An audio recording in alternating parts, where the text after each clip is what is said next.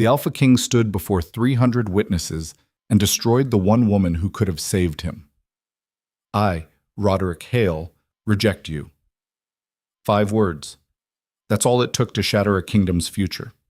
While nobles gasped and courtiers whispered, Lyra Ashwood did something no one expected. She smiled, wished him well, and walked away with her head held high. She didn't beg. She didn't cry. She simply left. The king thought he'd won. He had no idea he'd just made the worst mistake of his immortal life. Stay until the end to see how one rejected woman brought the most powerful ruler in the realm to his knees. Drop a like and comment what city you're watching from. The Great Hall of Shadowpine Fortress had never been so quiet. 300 souls packed into the vaulted stone chamber. Wolf shifters in ceremonial furs, visiting alphas draped in clan colors, court officials in midnight velvet, and not one of them dared breathe. Torches flickered along limestone walls that had stood for 6 centuries, casting dancing shadows across faces frozen in shock. At the center of it all stood Lyra Ashwood, her simple linen dress looking impossibly plain beneath the ancient chandeliers. Her dark hair had been braided with wildflowers that morning by village girls who'd squealed with excitement, never imagining those same flowers would witness a humiliation that would echo through pack history. Across from her, on a raised dais of black marble, Alpha King Roderick Hale towered like a monument to cruelty. 6'4" of pure muscle, an ancient bloodline, with eyes the color of winter steel and a jaw that looked carved from granite.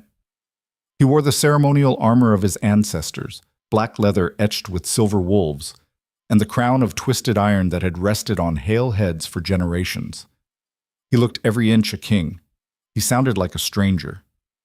"I cannot bond with a woman of questionable character," Roderick continued, his voice carrying effortlessly through the massive hall. Each word landed like a physical blow. "The evidence presented to me is clear. You consorted with our enemies. You shared pack secrets for coin. You are a traitor to your own kind." Lyra's hands trembled, but she kept them clasped before her. She'd been standing here for 20 minutes while the king's advisors read a litany of accusations. Meetings she'd never attended. Conversations she'd never had. Payments she'd never received. Documents bearing her signature on papers she'd never seen. Testimony from witnesses she'd never met. All lies. She knew it. But in this room, before this audience, her knowledge meant nothing. "Your Majesty," she said quietly, and was surprised her voice didn't shake. "I have served my pack faithfully since birth. I have never betrayed—" "Enough!" Roderick raised one hand and Lyra's words died in her throat. Not from his command, she was no wolf, had no animal to force into submission, but from the sheer finality in his gesture. "I have made my decision. The moon goddess may have marked you as my fated mate, but I will not bind myself to treachery. I, Roderick Hale, Alpha King of the Northern Territories, formally reject you, Lyra Ashwood, as my mate and queen." The words hung in the air like smoke. Somewhere in the crowd, a woman gasped. Someone else muttered a prayer. The visiting alphas exchanged glances, some satisfied, others calculating. Lady Morgana Hale, the king's mother, stood near the dais with her head bowed in apparent sorrow, though her lips curved ever so slightly at the corners. Lyra felt the rejection like a knife between her ribs. The mate bond, that golden thread she'd felt humming between them since the moment they'd met 3 months ago, suddenly stretched taut, then snapped with such violence she actually staggered. Pain bloomed in her chest. Not the dramatic, screaming agony the old stories described, but something worse. A hollow, aching emptiness that felt like losing a part of herself she'd only just discovered existed. For a moment, she couldn't breathe. The hall swam before her eyes, the faces blurred together. The torchlight seemed too bright, then too dim. She heard whispers rising like a tide. Knew she wasn't good enough. Village girl, what did she expect? Probably was a spy. You can see it in her face. The king is wise to reject damaged goods. Lyra blinked hard, forced air into her lungs, made her spine straighten one vertebra at a time. Every instinct screamed at her to run, to flee this hall, this fortress, this nightmare, to hide somewhere dark and private where she could shatter into pieces without an audience. But she'd been raised by a woman who'd survived 2 wars, a plague, and the death of her alpha husband. Her grandmother's voice echoed in her memory. When they expect you to break, stand taller. When they wait for tears, smile. When they think they've won, show them they've lost something precious. So Lyra did something that would be talked about in pack territories for years to come. She smiled. Not a bitter smile, not a broken one, but a small, genuine expression of grace that touched her eyes and softened her face. She looked at Roderick Hale, this king who'd shared meals with her, walked with her through moonlit gardens, whispered promises about the future they'd build together, and felt something inside her simply let go. "Thank you, Your Majesty," she said clearly, her voice carrying through the silent hall, "for showing me who you truly are before it was too late." Roderick's eyes widened fractionally. It was the only crack in his stone facade. Lyra turned to the assembled crowd, to the nobles who'd sneered at her common blood, to the ladies who'd pretended friendship while sharpening their knives, to the warriors who'd never believed she could stand beside their king. "I wish you all well," she said simply. "May your kingdom prosper under the leadership it deserves." Then, before anyone could respond, before the king could speak, before the weight of what just happened could crush her, Lyra turned and walked toward the massive oak doors at the far end of the hall. Her steps echoed on the stone floor. Click, click, click. Steady, unhurried. Each one carrying her farther from the life she'd briefly imagined and closer to whatever came next. The crowd parted before her like water. She felt their eyes. Some pitying, most contemptuous, a few confused. A young warrior actually stepped back as if her disgrace might be contagious. Lady Morgana's gaze followed her with cold satisfaction. Lyra kept walking. The doors loomed before her, 20 feet of carved oak depicting the first Hale Alpha fighting a great bear. The guards stationed there glanced at each other uncertainly. One started to reach for the iron handle. "Let her open them herself," someone muttered. "Let her feel what it's like to be common again." Lyra placed both palms against the cold wood and pushed. The doors were heavy, meant to be handled by wolf strength, but she'd worked in her grandmother's garden since she was 6, had carried water buckets through harsh winters, had built muscle from survival rather than training. The doors swung open. Cold air rushed in, carrying the scent of pine and coming snow. Beyond the threshold, stone steps descended into the fortress courtyard, then the village beyond, then the forest, then home. Lyra stepped through. The doors closed behind her with a sound like thunder, and inside the great hall, in the ringing silence that followed, Roderick Hale stood frozen on his dais, staring at the space where his fated mate had been, and felt the first whisper of doubt curl like smoke in his chest. That's 3 hours earlier. The sun had been shining when Lyra woke in the guest chambers that morning. Gold light streamed through windows she'd opened to let in the autumn air, and for a moment, one perfect crystalline moment, she'd allowed herself to believe in fairy tales. Today was supposed to be the bonding ceremony, not the full ritual. That would come later, after a proper courtship period, but the formal acceptance before the pack. The moment when Roderick would stand before his people and claim her as his chosen mate and future queen, the moment everything would change. "Stop daydreaming and hold still," Mira had scolded, yanking a brush through Lyra's dark hair. Mira was the closest thing to a friend Lyra had made in the 3 months since arriving at Shadowpine, a young Omega who worked in the kitchens and had a tongue sharper than her cooking knives. "I'm not daydreaming," Lyra protested, but she was smiling. "Please. You've got that look on your face like someone hit you with a happy stick." Mira wove a ribbon of blue silk through the braid she was creating. "Though I suppose if I was about to become queen, I'd look drunk on sunshine too." "I'm not becoming queen, not yet. This is just the formal acceptance." "Just," she says. Mira snorted. "Lyra, honey, you're about to stand in front of every alpha in the Northern Territories and have the most eligible wolf in 6 kingdoms claim you as his mate. That's not just anything." Lyra met her own eyes in the mirror. She looked the same as always, plain features, warm brown eyes, the kind of face that was pleasant but never turned heads. She wasn't beautiful like Lady Morgana's companions, with their elegant bones and predatory grace. She wasn't fierce like the female warriors who trained in the fortress yards. She was just Lyra. A village woman who grew herbs and helped deliver babies and knew which mushrooms wouldn't kill you. Why me? The question slipped out before she could stop it. Mira, why would the moon goddess mark someone like me for someone like him? Mira's hands paused in her hair. When she spoke, her voice was gentler than usual.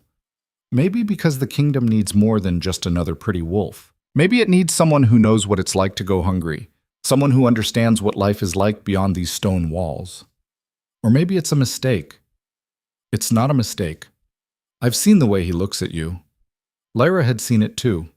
That was the thing that made this all feel real, despite the impossibility. Roderick Hale was a king, a warrior, an alpha who could command thousands with a word. But when he looked at her, really looked at her, she saw something softer behind the steel. He'd found her in her village 3 months ago, following the mate bond that had pulled him to her door like a compass finding true north. She'd been in her garden, dirt under her fingernails and sweat on her brow, and he'd stood at her fence like a man seeing the sun for the first time. You, he'd said simply. It's you. And somehow, impossibly, it was. They'd spent the following months in careful courtship. He'd visited her village, sat at her grandmother's table, eaten simple meals, and listened to local concerns. She'd visited the fortress, overwhelmed by its grandeur but determined not to show it. They'd walked together, talked together, learned each other's rhythms. The bond between them had grown stronger every day, a golden warmth in her chest that pulled her toward him like gravity.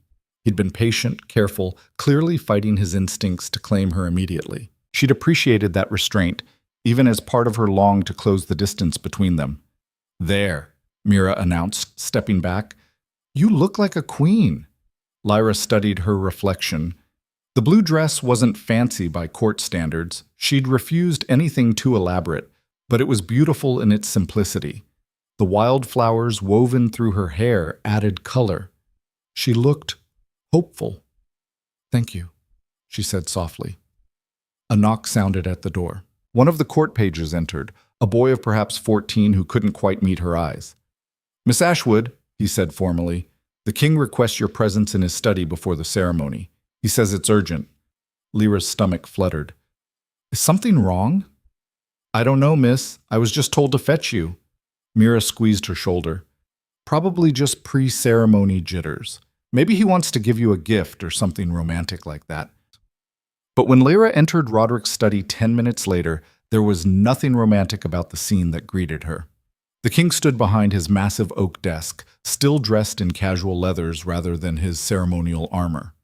3 of his senior advisors flanked him: Lord Garrett, the military commander, Elder Thomas, who managed pack law, and Lady Morgana herself, looking elegant and concerned. Roderick's face was carved from stone. Lyra, he said, and even the way he spoke her name felt wrong, cold, distant. Please sit. What's happened? She didn't sit, couldn't. Is someone hurt? Is there an attack? Nothing like that. Lord Garrett stepped forward, holding a leather document folder. Though the matter is quite serious, Miss Ashwood, do you know a man named Darius Crow? The name meant nothing. No, should I? He's a trader who operates along the eastern border. He deals in various goods, some legal, many not. Elder Thomas's bushy eyebrows drew together. He also sells information to our enemies. I've never heard of him. He claims otherwise. Lord Garrett opened the folder and began laying papers on the desk. We apprehended him 2 days ago, attempting to cross our territory with stolen military documents. Under interrogation, he confessed that he had help from inside the pack. From you specifically. The words didn't make sense. Lyra stared at the papers as if they might rearrange themselves into something comprehensible. That's impossible. I've never met this person. There are receipts here bearing your signature, Lady Morgana said softly, almost sympathetically. Payment records, correspondence detailing troop movements, border patrol schedules, supply routes, all in your hand. No. Lyra moved to the desk, scanning the documents. They looked official, stamped seals, careful script, dates that matched the past 3 months. And there, at the bottom of several pages, a signature that looked eerily like her own. This is a forgery. This isn't real. Forgery is a serious accusation, Elder Thomas warned. So is treason. Lyra's voice rose despite herself. Someone is framing me. Can't you see that? We've had the documents examined by our best analysts, Lord Garrett said. The signatures match samples we have on file, the requisition forms you filled out for your chamber supplies, the guest registry, your correspondence. The handwriting is identical. Lyra's mind raced. She looked at Roderick, searching his face for any sign that he didn't believe this madness. You know me. You know I would never do this. His jaw worked.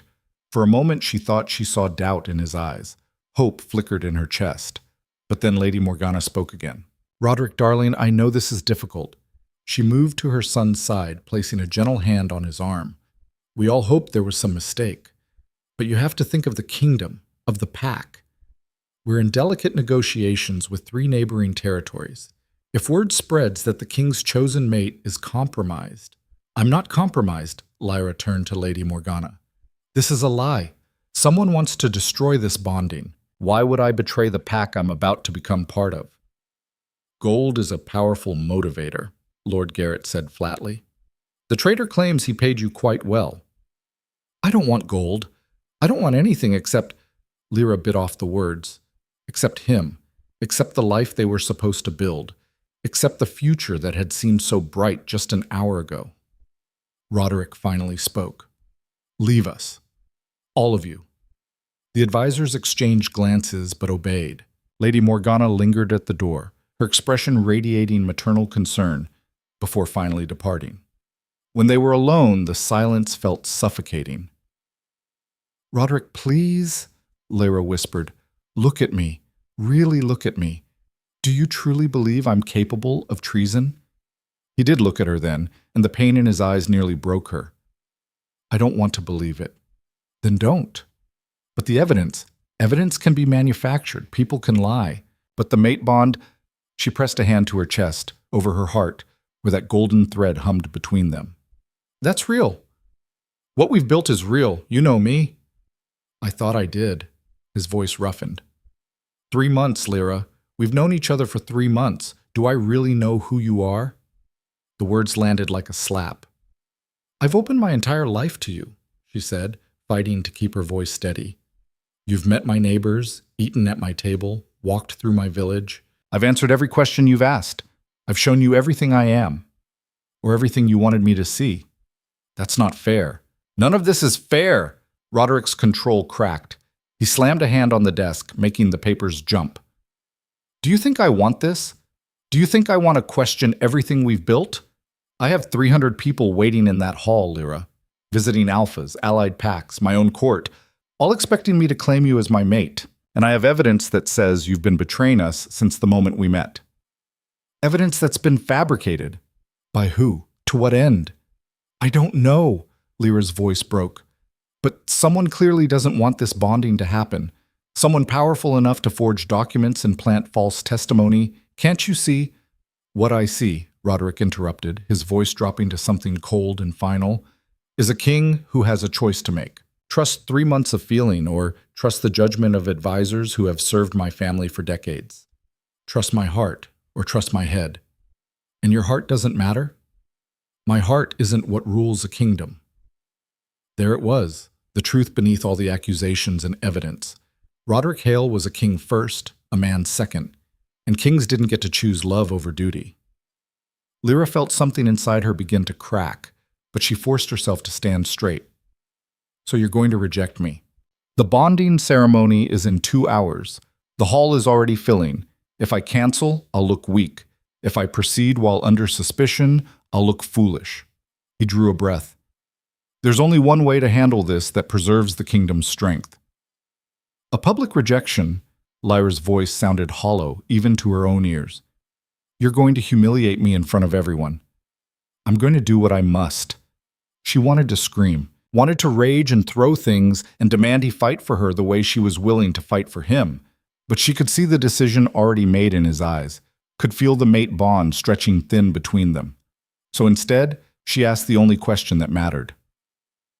Do you believe I betrayed you? Roderick looked at her for a long moment, and then quietly, he said, I don't know. Those 3 words hurt more than a definitive yes would have. Then I suppose we have nothing more to discuss, Lyra said softly. I'll see you in the Great Hall, Your Majesty. She turned to leave, but his voice stopped her at the door. Lyra, I'm sorry. She didn't turn around, didn't trust herself to look at him without shattering completely. So am I, she whispered, and walked out of his study for what she thought would be the last time. Present, the walk home. The forest path blurred before Lyra's eyes, but she refused to let the tears fall. Not yet. Not where someone might see. She'd made it down the fortress steps, through the courtyard, past the village gates.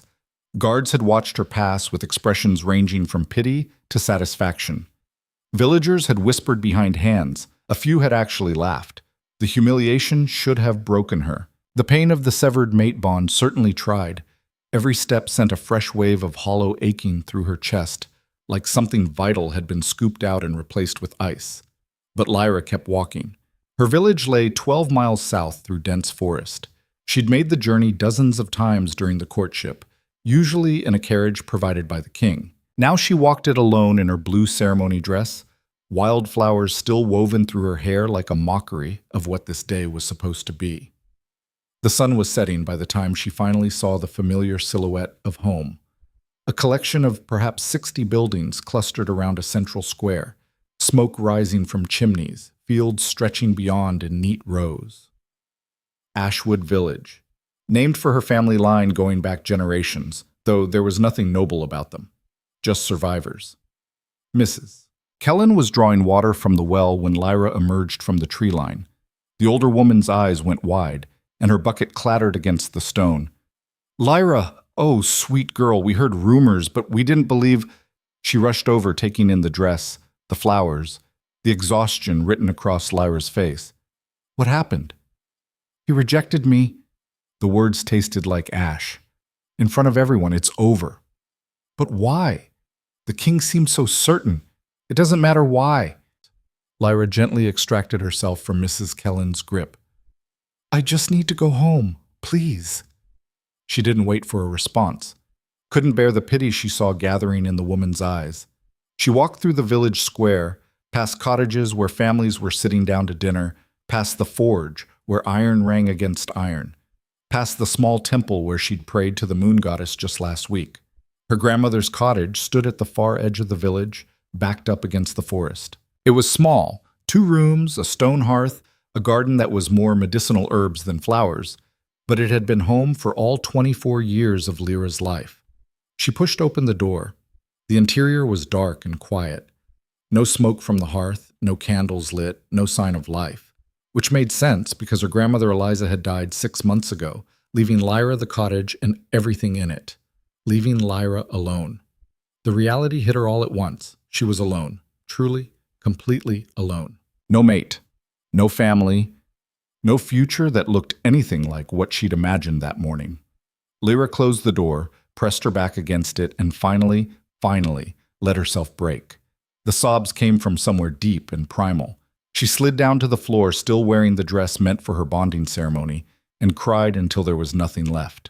Cried for the future that had shattered, for the mate bond that ached like a physical wound, for the humiliation, for the loneliness, for everything. She didn't know how long she sat there, long enough for the darkness outside to deepen, long enough for the tears to dry on her face in salty tracks. Eventually, she became aware of a sound outside. Footsteps, quiet voices, then a soft knock. Lyra? Mrs. Kellen's voice, gentle through the wood. We brought food, honey, and some company, if you want it. Lyra's first instinct was to send them away, to hide in her grief and lick her wounds in private. But then she remembered her grandmother's words after her grandfather had died. Grief shared is grief halved. Pride swallowed is community gained. She pushed herself up, wiped her face, and opened the door. Mrs. Kellen stood there with a basket of bread and stew. Behind her, a handful of village women, old friends, neighbors, people who'd known Lyra since she was small. We figured you might not want to be alone tonight, Mrs. Kellen said simply. Lyra felt fresh tears threaten, but these were different, warmer. Thank you, she whispered and let them in. They filled her small cottage with presence and purpose. Someone lit the hearth. Someone else brewed tea. They didn't ask for details. The rejection itself was enough. They simply existed around her, solid, real, reminding her that she belonged somewhere, even if it wasn't beside a king. "What will you do now?" young Sarah asked eventually. She was 16, all awkward limbs and curiosity. Lyra stared into the fire, watching flames dance across logs. "I don't know. Live. Keep working the garden. Help with deliveries and healing. The same things I did before." As if nothing happened? As if I'm still exactly who I was. Which is the truth. I'm the same person I was this morning. The only thing that changed is that everyone now knows I'm not queen material. She tried to smile. Which, to be honest, I always suspected. "You would have made a good queen," Mrs. Kellen said firmly. "The king's loss, if you ask me." The women murmured agreement, and Lyra felt something small and warm kindle in her chest. Not hope. She wasn't ready for that yet. But something adjacent to it, a reminder that her worth wasn't determined by a crown or a mate bond. They stayed until late, until the fire burned low and Lyra's eyes grew heavy. One by one they left, pressing her hands, leaving quiet words of support. Finally, Lyra was alone again, but somehow it felt different this time. Less like abandonment and more like space. Room to breathe, room to think, room to figure out who Lyra Ashwood was when she wasn't trying to become someone's queen. She changed out of the blue dress, folding it carefully and tucking it into the bottom of her trunk where she wouldn't have to look at it. The wildflowers went into the compost bin, no sense in false sentimentality. In her plain cotton nightgown, Lyra stood at the window and looked out at the forest beyond her garden. Moonlight painted everything silver. Somewhere far to the north, Roderick Hale was in his fortress, probably already moving on with his life, making decisions that would affect thousands, secure in his power and position. While she was here, a village woman with dirt under her nails and a garden to tend. And somehow, standing there in the moonlight, Lyra felt the first stirring of something she hadn't expected. Determination. They tried to break her today. The conspirators who'd forged evidence, the king who'd believed it, the court that had watched her humiliation with satisfaction. They'd expected her to shatter, to disappear, to become a cautionary tale whispered in corridors. Instead, Lyra Ashwood was going to do something radical. She was going to live well. She would tend her garden and help her village and build a life that meant something, crown or no crown. She would prove that her worth wasn't tied to someone else's recognition. And maybe, someday Roderick Hale would hear about the woman he'd rejected and realize what he'd lost. Or maybe he wouldn't. Maybe he'd forget her entirely, move on to some elegant wolf lady who looked perfect beside his throne. Either way, Lyra would still be here, still standing, still herself. The thought steadied her, filled the hollow space where the mate bond had been with something sturdier, purpose, self-respect, the quiet strength her grandmother had modeled every day of her long life. "I'm not done," Lyra whispered to the moon. Not a prayer, not a promise, just a statement of fact. This isn't my ending. And deep in Shadowpine Fortress, miles away, Roderick Hale stood at his own window, staring at the same moon, and wondered why victory felt so much like loss. Winter came early that year, as if the seasons themselves sensed something broken in the natural order. Lyra woke to the first snow 6 weeks after the rejection, her breath misting in the cold cottage air. Frost had crept across the window during the night, creating intricate patterns that caught the pale dawn light.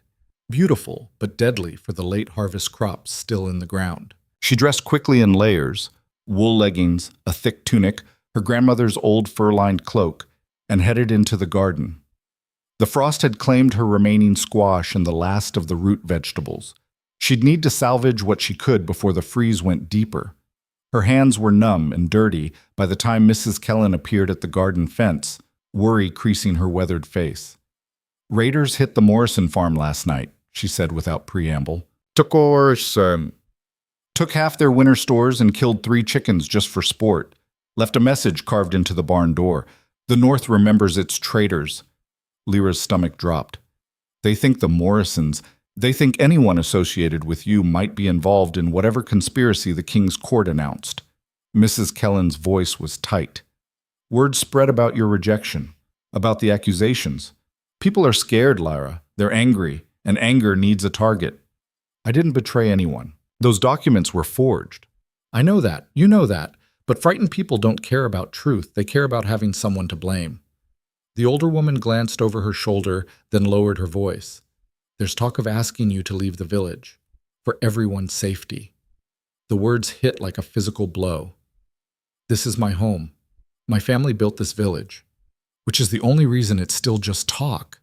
Mrs. Kellen's eyes were sad but firm. But talk has a way of becoming action when winter's hard and food's scarce. Just be careful, girl. Keep your head down. She left before Lyra could respond, hurrying back toward the village square where smoke from breakfast fires was starting to rise. Lyra stood alone in her frozen garden, clutching a half-rotted squash, and felt the first real stirring of fear since the rejection. She could handle heartbreak, could survive humiliation, but being driven from her home, from the only place she'd ever belonged, that was a different kind of death. The next few days proved Mrs. Kellen's warnings weren't exaggerated. People who'd brought her food after the rejection now crossed the street to avoid her. The blacksmith refused to repair her garden tools. Young Sarah's mother forbade the girl from visiting, citing dangerous associations. And then the rocks started. The first one hit her cottage wall on a Tuesday evening, startling her from sleep. She found it in the morning, river stone the size of her fist, lying in the frost beside a crack in the plaster. The second came 2 days later, this time through her herb-drying shed, shattering the window and scattering precious dried lavender across the floor. The third hit her directly. She'd been walking back from the well, water bucket balanced on her shoulder, when something struck her temple hard enough to make her vision white out. She dropped the bucket, water sloshing across frozen ground, and pressed a hand to her head. It came away red.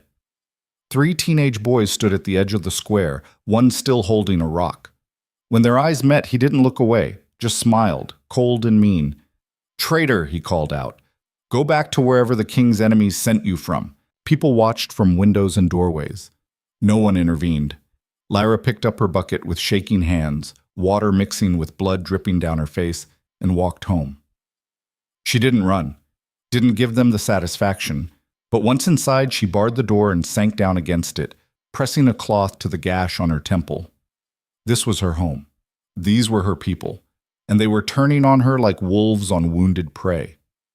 That night, someone tried to set fire to her woodpile. She woke to the smell of smoke and stumbled outside to find flames licking at the carefully stacked logs that were supposed to keep her alive through winter. She threw bucket after bucket of well water until the fire died. Her nightgown soaked and her hands blistered from the hot wood. In the morning, she found a message scratched into her door: "Leave." Lyra stared at that single word for a long time. Then she went inside, packed a traveling bag with essentials, and made a decision that felt both terrifying and inevitable. If the village didn't want her, fine. The forest would take her instead. She'd spent her whole life gathering herbs and hunting game in those woods, knew every deer path and water source within 10 miles. It wasn't comfort, but it was survival. And survival was something Lyra Ashwood understood down to her bones. She left before dawn, when the village was still sleeping. Didn't say goodbye to anyone. What was the point? They'd already decided she was gone. The forest swallowed her like a mouth closing. For 3 days, Lyra moved deeper into territory she'd never explored. The trees grew thicker here, older, their branches intertwining overhead to block out most of the sky. The undergrowth was dense with thorns and deadfall. Animal sounds echoed strangely in the permanent twilight beneath the canopy. She made rough camps each night, huddling close to small fires and rationing the food she'd brought. Her hands stayed busy, setting snares, gathering edible roots, treating the cut on her temple with poultices made from moss and tree bark. Her mind stayed quiet. Thinking hurt too much. On the 4th day, she heard the crying. At first, she thought it was an animal, some wounded thing calling for its mother. But as she pushed through a tangle of brambles toward the sound, she realized the cries were distinctly human and young. She found the child in a small clearing, huddled beneath a fallen log. A girl, maybe 7 or 8 years old, with matted dark hair and a face streaked with dirt and tears.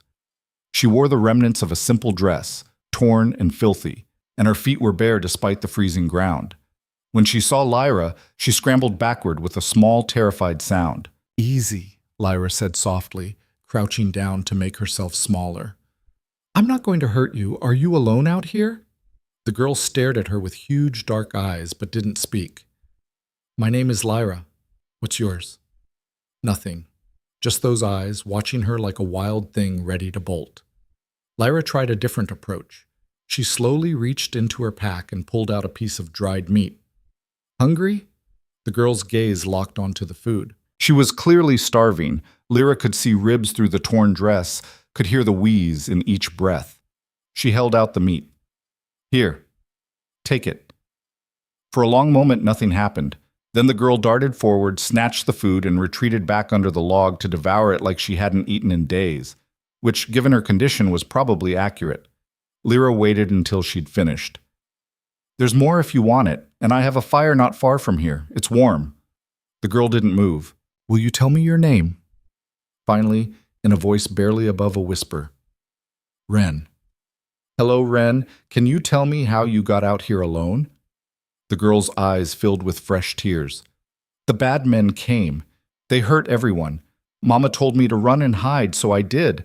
I ran and I got lost and... Her voice broke. I can't find her. I can't find anyone. Raiders. The word clicked into place in Lyra's mind. The same ones who'd have been hitting border villages, the ones who'd attacked the Morrison farm, which meant this child had likely witnessed something no 8-year-old should ever see. Where's your village, Wren? I don't know. I ran for so long. Everything looks the same. Lyra's heart ached. She thought about walking away, about having enough to worry about with her own survival. But looking at this terrified, starving child, she knew there was only one choice. Okay, she said gently. Here's what we're going to do. You're going to come with me. I'll keep you safe and warm and fed until we can figure out where you belong. Does that sound all right? Wren studied her for a long moment, some internal calculation happening behind those dark eyes. Then, slowly, she nodded. Good. Can you walk? I have a camp about half a mile from here. I can walk. The girl crawled out from under the log and stood on shaky legs. Lyra noticed she favored her left foot, probably injured during her flight. Without thinking, she reached out to steady her. Wren flinched violently. Sorry, Lyra said, pulling back. I won't touch you unless you say it's okay. Promise. They made their way slowly back to Lyra's makeshift camp. Wren moved like every shadow might hold danger, and Lyra found herself scanning the forest with new urgency. If raiders had attacked the girl's village, they might still be in the area. She and Wren would be easy prey. At camp, Lyra coaxed the fire back to life and shared more of her supplies. Dried fruit, nuts, a precious bit of cheese she'd been saving. Wren ate methodically, as if her body had forgotten it was allowed to stop being hungry. Do you remember anything about the raiders? Lyra asked carefully. What they looked like? What they said? Wren's hands stilled. Big men. Wolves. They had symbols on their arms. She traced a shape in the air, 3 slashing lines. Lyra's blood ran cold. She knew that symbol. It belonged to the Bloodclaw clan, a rogue pack that had been making territorial moves along the northern borders for months. Roderick's military had been tracking them, trying to anticipate their next strike. If Bloodclaw was this deep into the forest, hitting villages this far south, the situation was worse than anyone realized. Did they say anything about where they were going? What they wanted? They said... Wren's voice dropped to a whisper. They said the north was theirs now, that the king was too weak to stop them, that everything would burn. The words settled over the camp like ash. Lyra stared into the fire, mind racing. This information needed to reach Shadowpine Fortress. The military needed to know Bloodclaw's movements, their plans. Lives depended on it. But she'd been rejected, branded a traitor. If she showed up at the fortress gates claiming to have intelligence, they'd laugh her away. Or worse, assume she was working with the raiders trying to feed them false information. Lyra? Wren's small voice pulled her back. Are you mad at me? What? No, sweetling. Why would I be mad? Because I can't remember more. Because I'm not useful. The heartbreak in those words made Lyra's throat tight. You are incredibly useful just by being alive and safe. That's more than enough. Wren didn't look convinced, but she didn't argue. She curled up closer to the fire, and within minutes, her breathing had evened into sleep, the exhausted sleep of trauma and survival. Lyra watched her rest and felt something shift inside her chest. This child needed protection, needed someone to stand between her and the horrors she'd witnessed, needed exactly what Lyra herself had been denied, someone who chose to stay when staying was hard. She could do this, had to do this, even if it meant putting herself in even more danger. The next morning, Lyra made a choice that would change everything. She woke Wren gently and helped her eat a small breakfast of foraged berries and the last of the dried meat. Then she knelt down to the girl's eye level. Wren, I need to take you somewhere safe, somewhere with walls and guards and other people. But to do that, we have to travel north, toward the fortress. Can you be brave for me? Wren's eyes went wide. The big castle, where the king lives? Yes. But what if the bad men are between here and there? Then we'll be very, very careful. And very, very quiet. Lyra pulled out her grandmother's old hunting knife, the one she'd carried for protection. I won't let anything happen to you, I promise. It was a promise she had no business making, but looking at this child's frightened face, Lyra found she couldn't do anything else. They broke camp quickly and started north, moving through the densest parts of the forest to avoid open areas where they might be spotted. Wren proved to be tougher than she looked. She kept up with minimal complaint, only occasionally needing to rest her injured foot. By midday, they'd covered nearly 5 miles. That's when they found the bodies. Lyra smelled death before she saw it, that distinctive sweet-rot stench that meant something had been dead for days. She immediately pulled Wren behind her, trying to shield the girl from whatever lay ahead. But Wren had already seen enough death to recognize the smell. Don't look, she whispered. It's better if you don't look. Lyra wished she could take that advice, but she needed to know what they were dealing with. The clearing ahead had been a temporary camp. She could see the remains of fire rings, scattered supplies, makeshift shelters, and 4 bodies, all bearing the marks of violent deaths. All wearing the uniform of Shadowpine Scouts, the king's men, killed in their own territory. Stay here, Lyra told Wren firmly. Do not move. She approached the bodies carefully, watching for any sign of ambush. The scouts had been dead at least 3 days, long enough for scavengers to have started their work, but not so long that she couldn't read what had happened. They'd been attacked from multiple directions, surrounded. The defensive positions of the bodies suggested they'd fought hard, but been overwhelmed by superior numbers. And the killing blows, vicious, unnecessary wounds delivered after the men were already down, spoke of hatred rather than simple warfare. Bloodclaw's signature cruelty. Lyra's hands shook as she searched the bodies for anything useful. She found water flasks, a little preserved food, and most importantly, a sealed dispatch pouch still strapped to the lead scout's chest. She shouldn't open it. It was military correspondence, probably classified. But these men were dead and their message undelivered, and whatever intelligence they'd been carrying might save lives. She broke the seal. The dispatch was written in the careful hand of a senior military aide, addressed to northern outposts.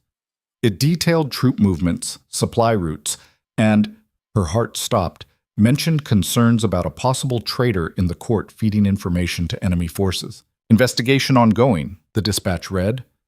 Subject believed to be female, possibly connected to recent bonding ceremony. Recommend increased security protocols. Lyra felt sick. They were still investigating her, still convinced she was guilty. This dispatch would have reinforced that belief in every outpost across the north, but now it would never arrive, because Bloodclaw had killed these scouts and taken their intelligence, which meant the raiders now knew everything the king's forces had planned. Supply routes, patrol schedules, defensive weaknesses. The attack on Wren's village hadn't been random. It had been strategic, and there would be more. Lyra? Wren's voice was thin and frightened. Someone's coming. She whipped around. The girl was right. Voices carried through the trees along with the heavy footfalls of multiple people moving without care for stealth. Raiders. Lyra shoved the dispatch into her pack and ran back to Wren. We need to hide. Now! She pulled the girl into the thickest part of the underbrush, covering them both with fallen leaves and branches. They pressed flat against the cold ground, barely breathing, as the voices grew louder. Through gaps in the foliage, Lyra watched as 6 men entered the clearing. Big, brutal-looking wolves who moved with the casual confidence of predators who knew they owned this territory. Each bore the 3/ symbol Ren had described. Blood Claw. "Looks like the scavengers have been at 'em," one of the raiders said, kicking at a body. "Should have left more men to guard the kill." "Doesn't matter. We got what we needed." Another raider held up a document pouch. Not the one Lyra had taken, but clearly another dispatch from the dead scouts. "Commander will want to see this." "When's the next attack?" 2 days. Village called Ashwood, about 8 miles south. Small place, easy pickings. Boss wants to make an example. Lyra's blood turned to ice. Her village. They were planning to attack her village. "Why there?" one of the younger raiders asked. "Nothing valuable in those border settlements." "Isn't about value. It's about sending a message." The leader grinned, and Lyra saw fangs. That village was home to the king's rejected mate, the traitor woman. Boss says burning it to the ground will show everyone what happens when you consort with royal liars. They thought she'd betrayed the king, thought her village had harbored a traitor, and they were going to punish innocent people for her supposed crimes. Beside her, Ren had gone rigid with fear. Lyra pressed a hand over the girl's mouth, desperate to keep her quiet, and watched as the raiders finished their grim business and moved on, heading deeper into the forest toward wherever their base camp was hidden.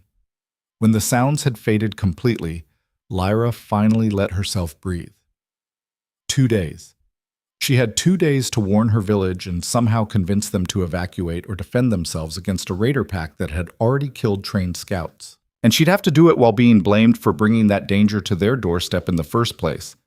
"They're going to hurt more people," Ren whispered, "like they hurt my mama." "Yes," Lyra wouldn't lie to her, "but we're going to stop them." How? That was the question, wasn't it? How did one rejected, powerless village woman stop a trained raider force? How did she warn people who wanted her gone?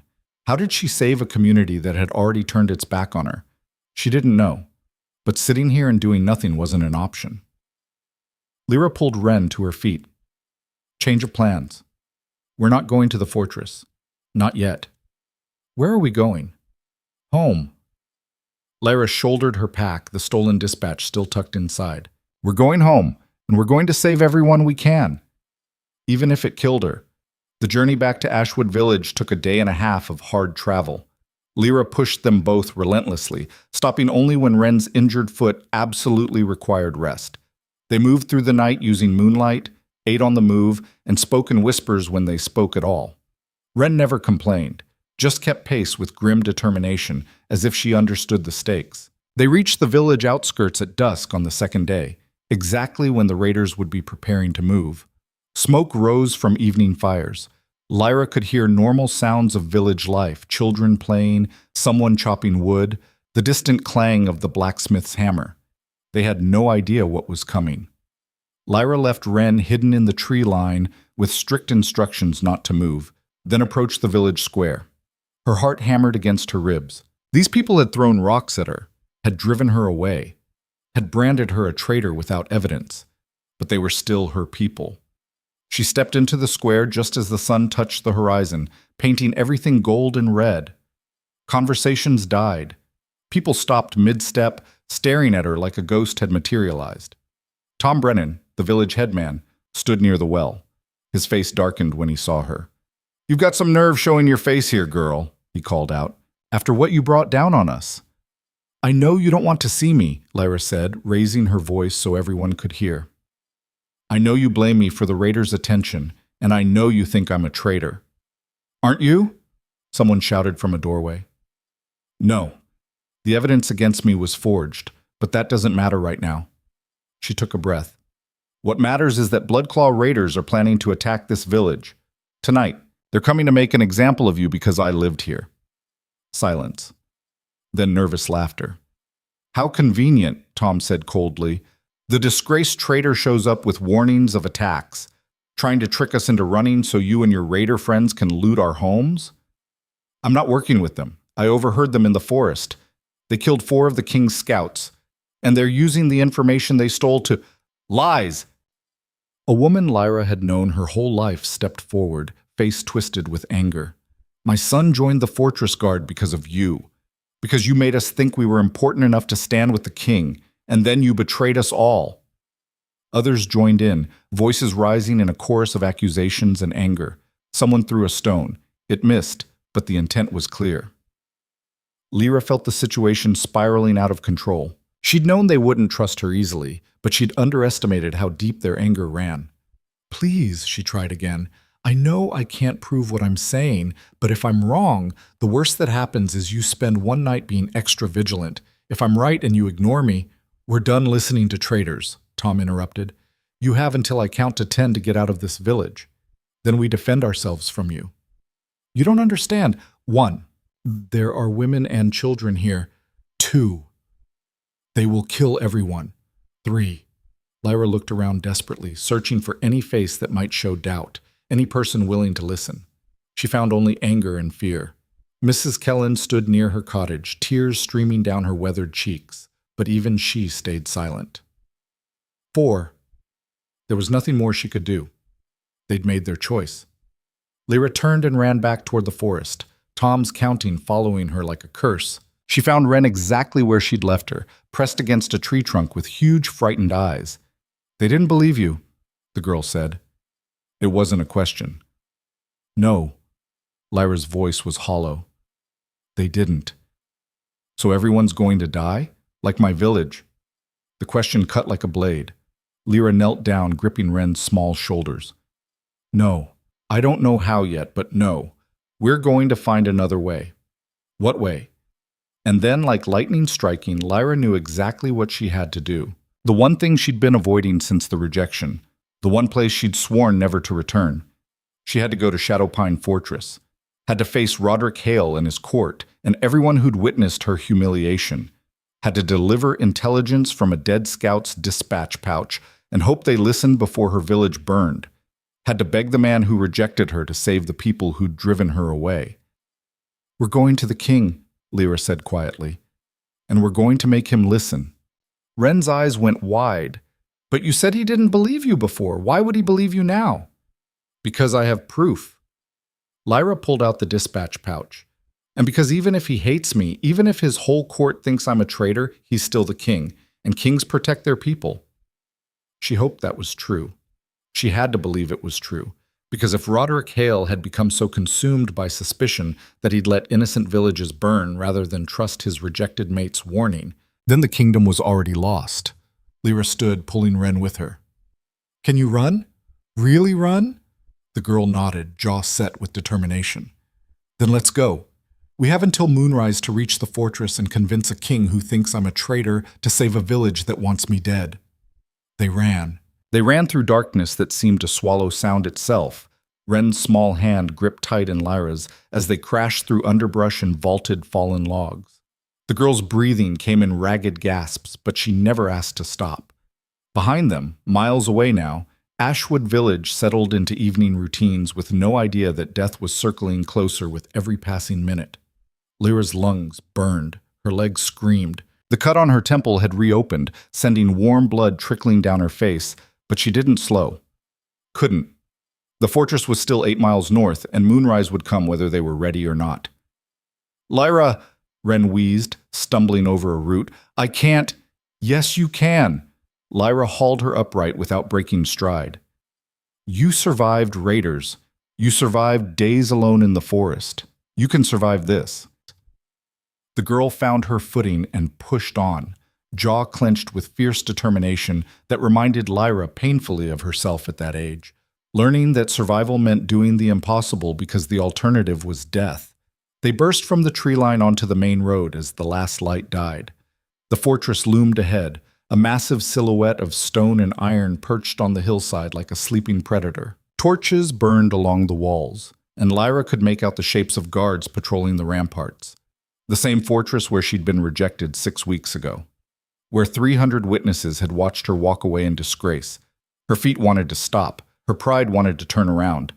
But the dispatch pouch pressed against her ribs through the pack, and somewhere behind them, raiders were preparing to burn innocent people alive. Come on, she breathed, and ran faster. They reached the main gate as full darkness fell. 2 guards stood watch, young wolves, maybe 20 years old, who straightened when they saw Lyra approaching. Recognition flickered across their faces, followed quickly by something uglier. "Gates closed," the taller one said flatly. "No visitors after dark." "I need to see the king," Lyra fought to catch her breath. "It's urgent. Raiders are— We know who you are." The second guard stepped forward, hand moving to his sword hilt. "Lyra Ashwood, the traitor His Majesty rejected. You've got some nerve showing up here." "I have intelligence about Bloodclaw movements. They killed 4 scouts, and they're planning to attack." "Sure they are," the tall guard sneered. "And you just happened to stumble onto this information? How convenient." "It's the truth. They're going to hit Ashwood Village tonight. There are families there, children. Should have thought of that before you sold out your own people." He moved to physically block the gate. "Go away, traitor, before we arrest you for trespassing on royal property." Desperation clawed at Lyra's throat. She pulled out the dispatch pouch with shaking hands. "Look at this. It's from the scouts who were killed. It has information about— Where'd you get that?" The guard's eyes went hard. "Did you steal it from the bodies after your raider friends killed them?" "What? No, I found them dead in the forest. I took this to bring here to warn—" "You're admitting to tampering with military correspondence?" The second guard drew his sword fully now. "That's a capital offense." This was going wrong. Everything was going catastrophically wrong. Lyra could feel precious minutes ticking away while she stood here arguing with guards who'd already decided she was guilty. "Please," she tried one more time, hating the way her voice broke. "Just let me speak to someone in command. Lord Garrett or Elder Thomas or what? The king?" The tall guard laughed, cruel and sharp. "You really think he wants to see you? After what you did?" "I didn't do anything. The evidence was forged." "Everyone says that." Beside her, Wren had gone very still and quiet. Lyra could feel the girl trembling, could practically hear her thinking about her own village's final moments, while these idiots wasted time on grudges and pride. Something inside Lyra snapped. "Fine," she said, her voice dropping to something cold and final. "Don't help. Stay here at your post and feel very proud of following orders. But when Ashwood burns tonight and 63 people die, including 19 children under the age of 10, remember this moment. Remember that you chose pride over lives." She turned away, pulling Wren with her. "Where are you going?" the guard called after her. "To save them myself." It was a bluff. A desperate, impossible bluff. She had no idea how to stop a raider attack alone. But standing here begging men who'd already condemned her was pointless. They'd made it perhaps 20 yards when a different voice cut through the darkness. "Wait!" Lyra spun. A third figure emerged from the guardhouse, older than the young guards, with gray threading through his dark hair and scars marking his weathered face. She recognized him, Captain Davos, one of the fortress's senior military officers. He'd been present at her rejection, standing near the back of the hall with an expression she'd been too distraught to read. Now he studied her with sharp, assessing eyes. "You said scouts were killed?" His voice was gravel and authority. "Where?" "About 12 miles south-southeast, in a clearing that looked like it had been used as a temporary camp. 4 men, all dead at least 3 days. Bloodclaw's signature wounds." Davos's jaw tightened. "We've been waiting for those scouts to report in. They were carrying sensitive intelligence about troop movements." His gaze dropped to the dispatch pouch in her hands. "Is that theirs?" "Yes, sir." "And you expect me to believe you just happened to find them? That you weren't involved in the ambush?" Lyra met his stare head-on. "I expect you to do your job, Captain, which is protecting the kingdom's citizens from enemy attacks. Whether or not you trust me is irrelevant. Those scouts are dead. Bloodclaw has their intelligence, and they're planning to hit Ashwood Village within hours.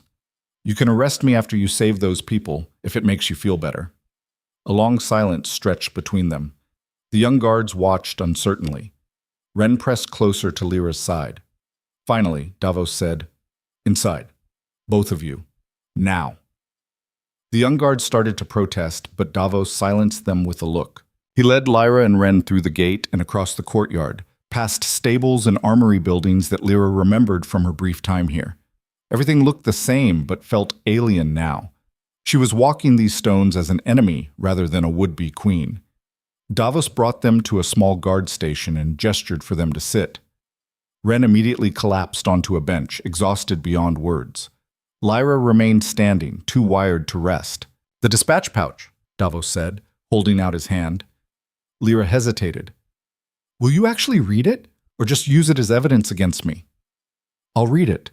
Then I'll decide whether you're a clever traitor or an unlikely messenger." His expression didn't change. "The pouch. Now." She handed it over, watching as he broke the already compromised seal and scanned the contents. His face remained carefully neutral, but she saw his knuckles whiten around the parchment. "This details classified supply routes," he said quietly. "Patrol schedules. Defensive positions at 3 outposts." His eyes snapped to hers. "If this information reached enemy forces, they already have it." Lyra kept her voice steady. "The raiders I saw had another dispatch pouch. They were celebrating getting intelligence on the king's movements. That's how I know they're planning to attack tonight. I heard them discussing it." "You heard them?" "Yes, while conveniently hiding in the forest where our scouts were killed." "I wasn't convenient about it, Captain. I was terrified, and I had a child to protect." She gestured to Ren. "She's a survivor from another village Bloodclaw destroyed. I found her starving and alone.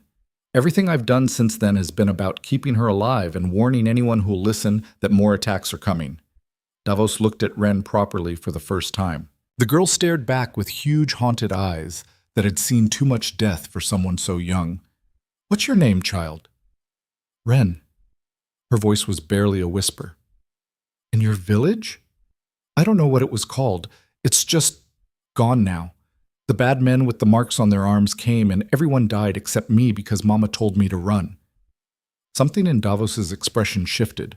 Not quite softness, but recognition. The look of a soldier who'd seen enough war to know what trauma looked like in a child's face. He turned back to Lyra. "Wait here." He left before she could respond, taking the dispatch with him. The door locked behind him with a heavy click. Lyra sank onto the bench beside Ren. "You did well out there." "Did I help?" "Yes, sweetling, you helped." They sat in silence, listening to muffled sounds from outside. Guards changing shifts, horses being led to stables, the general nighttime rhythm of a military fortress. Every minute that passed felt like a countdown to disaster. After what felt like hours but was probably only 20 minutes, the door opened again. Davos entered, but he wasn't alone. Roderick Hale filled the doorway behind him. The king looked exactly as Lyra remembered, tall and powerful, with winter steel eyes that missed nothing and a jaw that could have been carved from granite. He wore simple training leathers rather than formal armor, suggesting Davos had pulled him from evening drills. His dark hair was damp with sweat. When his gaze found Lyra, she saw shock flash across his face. Then something else, something complicated and quickly suppressed. "You're certain it was her?" he asked Davos, not taking his eyes off Lyra. "Yes, Your Majesty. She arrived at the gate approximately 30 minutes ago with intelligence about, I know what she claims." Roderick's voice was carefully controlled. "I read the dispatch. The question is whether we believe her story about how she acquired it." Lyra stood slowly, keeping her hands visible and non-threatening. "Your Majesty." "Miss Ashwood." His tone was formal, distant, as if they were strangers rather than former mates who'd walked together through moonlit gardens and shared whispered hopes about the future. "You've put Captain Davos in a difficult position. He wants to believe your warning about Ashwood Village, but he's also aware that a traitor bringing urgent intelligence could be a trap." "It's not a trap." "So you say." Roderick stepped fully into the room, and Lyra was struck by how much space he seemed to occupy. "But you understand our hesitation. The last time we trusted you, we found evidence of treason. Now you appear with stolen military correspondence and claims about overheard conversations. It's all very convenient." "Convenient?" The word came out sharper than she intended. "I've been living in the forest for weeks because my own village drove me out with rocks and death threats. I found a traumatized child who watched her entire village die. I discovered your scouts murdered and took their dispatch because I thought it might save lives. Then I ran 8 miles in the dark to reach a fortress where everyone thinks I'm a traitor, knowing I'd probably be arrested on sight. None of that has been remotely convenient, Your Majesty. Something flickered in Roderick's eyes. You were driven from your village? Yes, because word spread about the accusations against me. People decided I'd brought shame on Ashwood, and that made us all targets for raiders. They were right, apparently. Bloodclaw is planning to attack specifically because I used to live there. To make an example. Her voice roughened. So you'll forgive me if I don't care whether you believe I'm a traitor. Those people want me dead, but they don't deserve to burn for my supposed crimes. Silence fell. Wren shifted on the bench, watching the adults with worried eyes. Roderick studied Lyra for a long moment. Captain Davos believes you. He thinks the information you've provided is credible enough to warrant action. And you? Lyra asked. What do you think? I think I made a mistake 6 weeks ago.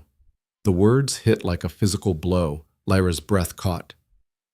The evidence against you was compelling, Roderick continued. Documents bearing your signature. Testimony from a captured traitor. My advisors all agreed you were a security risk. He paused. But in the weeks since your rejection, we've discovered inconsistencies. The traitor's story changed under further interrogation. The documents had subtle forgeries our initial analysts missed. And most damning, we found evidence that someone in my own court had been manipulating the investigation. Lyra's mind reeled. Someone in your court? Who? We don't know yet. Whoever it is, they're clever. They covered their tracks well. His jaw clenched.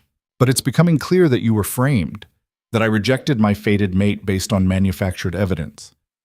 Why are you telling me this? Because you deserve to know. And because... He stopped, something raw crossing his face. Because I've spent 6 weeks regretting what I did to you in that hall, the way I humiliated you, the way I chose political expediency over trust in the mate bond. The mate bond you severed, Lyra said quietly. Yes. The admission hung between them, heavy with everything unsaid. Lyra wanted to rage at him, to make him feel even a fraction of the pain she'd endured. But there wasn't time for that, not with raiders closing in on her village. Your Majesty, Davos interrupted carefully. If Miss Ashwood's information is accurate, we have perhaps 2 hours before the attack begins. I recommend sending a rapid response unit to Ashwood immediately. Roderick nodded. Agreed. Mobilize Alpha Squad. I'll lead them personally. You? Lyra couldn't hide her surprise. Kings don't usually ride into border skirmishes. This king does, especially when his own failures put citizens at risk. He turned to Davos. I want 50 warriors, mounted and armed for wolf combat. We leave in 10 minutes. And the women? Davos gestured to Lyra and Wren. They stay here, under guard, for their own protection. Roderick's gaze found Lyra's. I won't have you anywhere near that fighting. That's not your decision to make anymore. Lyra straightened her spine. You rejected me, remember? You don't get to give me orders. I can as king of this territory. You're a civilian with no combat training. You'd be a liability. I know that village better than any of your warriors. I know the terrain, the buildings, the best defensive positions. I can help. No, they won't trust you. Lyra's voice rose. Those villagers think I'm a traitor, yes, but they also think you abandoned them. If your warriors show up alone, they might resist, might think it's a trick. But if I'm there, if I can convince them the threat is real, you'll save more lives. Roderick looked like he wanted to argue, but Davos cleared his throat.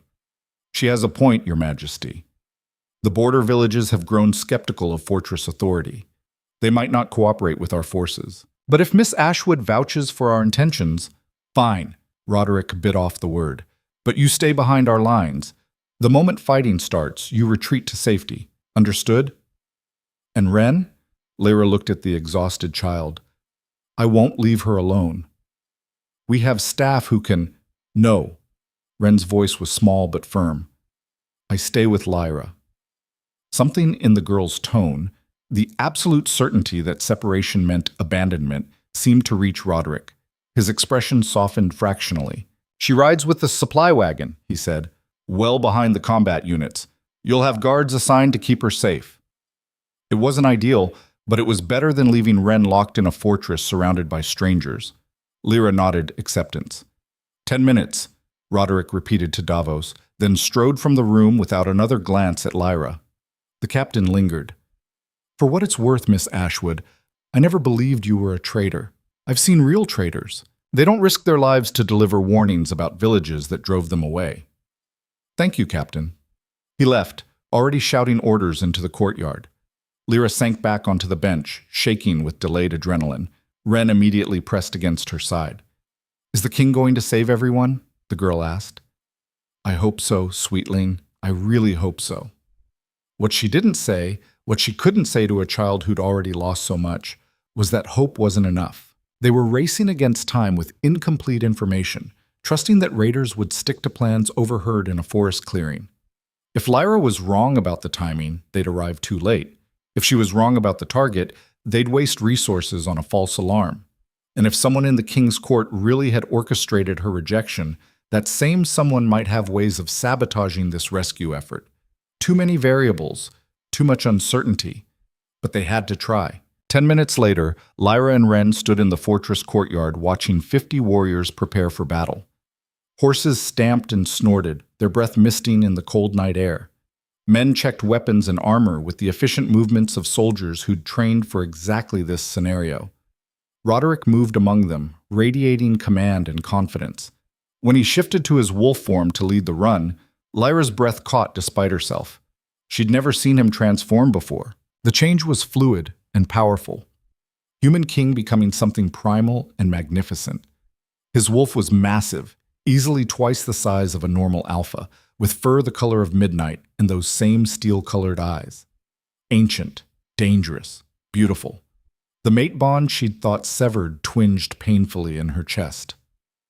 Roderick's wolf eyes found her across the courtyard. For a moment, they simply stared at each other. Then he threw back his head and howled, a sound that raised every hair on Lyra's body and sent the other wolves surging forward in response. They poured from the courtyard like a flood of fur and fangs, moving with supernatural speed that no horse could match. The few warriors who remained human mounted their horses and followed at a gallop. Lyra and Wren climbed into the supply wagon with 2 guards assigned to protect them. The wagon driver cracked his whip and they lurched into motion, bringing up the rear of the column. Will we make it in time? Wren asked, clutching the wagon's side. Lyra watched the wolves disappear into darkness ahead, moving faster than anything human-made could follow. If anyone can, they can. The journey became a blur of jostling wagon wheels and pounding hooves. They pushed hard, the driver clearly under orders to keep pace despite the rough terrain. Lyra's body ached from being thrown against the hard wooden benches, but she didn't complain. Ahead, she could see the wolves running in formation, Roderick's massive form at the point like a spear aimed at the heart of danger. After an eternity that probably measured only 90 minutes, the forest began to thin. Lyra recognized landmarks, the lightning-split oak, the boulder shaped like a sleeping bear, the stream crossing where she'd played as a child. They were close. Then she smelled smoke. No, she breathed. No, no, no. The wagon crested a rise and Ashwood Village came into view. It was already burning. Flames consumed the eastern buildings, throwing orange light against the night sky. Screams carried on the wind, human terror and wolf rage mixing into a sound that would haunt Lyra's nightmares forever. They were too late. Faster, she screamed at the driver. Drive faster. The wagon careened down the slope. Ahead, the wolves had engaged the raiders. Lyra could see 2 groups clashing in the village square, a churning mass of fur and fangs and blood. Roderick's midnight form was in the thick of it, taking down raiders with brutal efficiency. But there were so many fires, so many screams. The wagon skidded to a halt at the village edge. Lyra jumped down before the guards could stop her, running toward the nearest burning building. Miss Ashwood, wait! She ignored them. That was Mrs. Kellen's cottage, the one with the blue door and the herb garden. Flames were already climbing the walls, reaching for the thatched roof. Mrs. Kellen! Lyra screamed. Sarah! Anyone! No answer, just the roar of fire. She grabbed a bucket from the well and threw water at the flames. Useless, pathetic. But she couldn't just stand here and watch. Lyra! She spun. Tom Brennan was there, his face covered in soot and blood. You came back. Is everyone out? Did you evacuate? We tried. When we saw them coming, we tried. His voice broke. But they were so fast. They came from 3 directions at once, and they had fire arrows, and he gestured helplessly at the chaos. We weren't ready. Because they hadn't believed her warning, because they'd chosen pride and suspicion over preparation. Where are the children? Lyra demanded. The families? Temple? We got most of them to the temple. It's stone, harder to burn. The temple, north side of the village, backing onto the forest. If the raiders hadn't reached it yet. I'm going there, Lyra said. You get anyone still outside to safety. She ran before he could argue, dodging through smoke and chaos. Wolves fought everywhere, the king's forces driving back raiders, but slowly, too slowly. Bodies lay in the streets, both raiders and villagers, both wolves and humans. The death toll was already too high. Lyra reached the temple to find its heavy wooden doors barred from inside. She pounded on them. It's Lyra Ashwood! Open up! Silence. Then a woman's voice, muffled and terrified. How do we know it's really you? Because I'm the idiot who tried to warn you this would happen. She pounded harder. There's a wolf unit from the fortress fighting the raiders. We can get you out, but you have to trust me, please. A long pause. Then the sound of the bar being lifted. The doors cracked open. Lyra slipped inside and found herself facing perhaps 40 people, mostly women, children, and elderly. They huddled in the temple's dim interior, lit only by a few candles, eyes wide with terror. Lyra? Mrs. Kellen stepped forward from the crowd. Her dress was torn and there was blood on her sleeve, but she was alive. You came back for us. Of course I did. Lyra's throat tightened. I need you all to listen. The king's forces are here, fighting the raiders. But we need to evacuate you to the fortress where it's safe. Can you move? Some of us are injured, an older man said, and the children are terrified. I know, but staying here isn't safe. The raiders want to make an example of this village. They won't stop until everything's ash. Outside, a wolf's howl of pain cut through the night. Then an explosion. Something had ruptured, sending flames shooting into the sky. The temple doors burst open, but it wasn't a rescuer. 3 Bloodclaw raiders in human form rushed inside, weapons drawn. The villagers screamed and pressed backward. Lyra instinctively moved in front of them, putting her body between the raiders and the people who'd driven her away weeks ago. Well, well, the lead raider said, grinning to show fangs. Lyra Ashwood herself. Our sources said you'd been seen heading north. Didn't think you'd be stupid enough to come back here. Your sources? Lyra's mind raced. You mean whoever framed me at the fortress? Don't know anything about that. Just know the boss wants you dead before we torch this place. He advanced, knife gleaming. Seems you've caused quite a bit of trouble. Lyra had no weapons, no training, no wolf strength or supernatural speed. Just a human woman with nothing but desperation and the lives of 40 people pressing against her back. You'll have to go through me, she said, surprised her voice didn't shake. The raider laughed. That's the plan. He lunged. Lyra dodged sideways, grabbed a heavy candlestick from the altar, and swung it with all her strength. It connected with the raider's temple with a sickening crack. He went down hard. The other 2 raiders snarled and shifted partially, enough to show claws and fangs while keeping human intelligence. They separated, flanking her. This was it. This was how she died. Then a massive midnight wolf exploded through the temple doors. Roderick hit the first raider with enough force to send the man flying across the room. Before the second could react, the king's jaws closed around his throat. It was over in seconds, brutal, efficient, and absolutely final. The temple fell silent except for heavy breathing and whimpering children.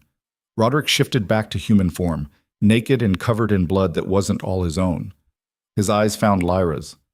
Are you hurt? No, they are. She gestured to the villagers. We need to evacuate them, now. He nodded and raised his voice to Carrie. I am Roderick Hale, your king. My forces control the village perimeter. We're establishing a safe corridor to the north.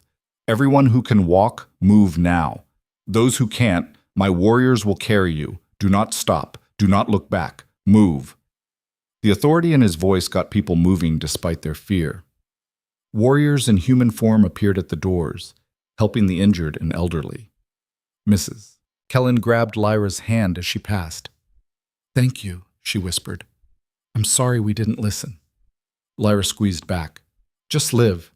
That's thanks enough. The evacuation proceeded with military efficiency. Within minutes, the temple was empty except for Lyra, Roderick, and 3 dead raiders.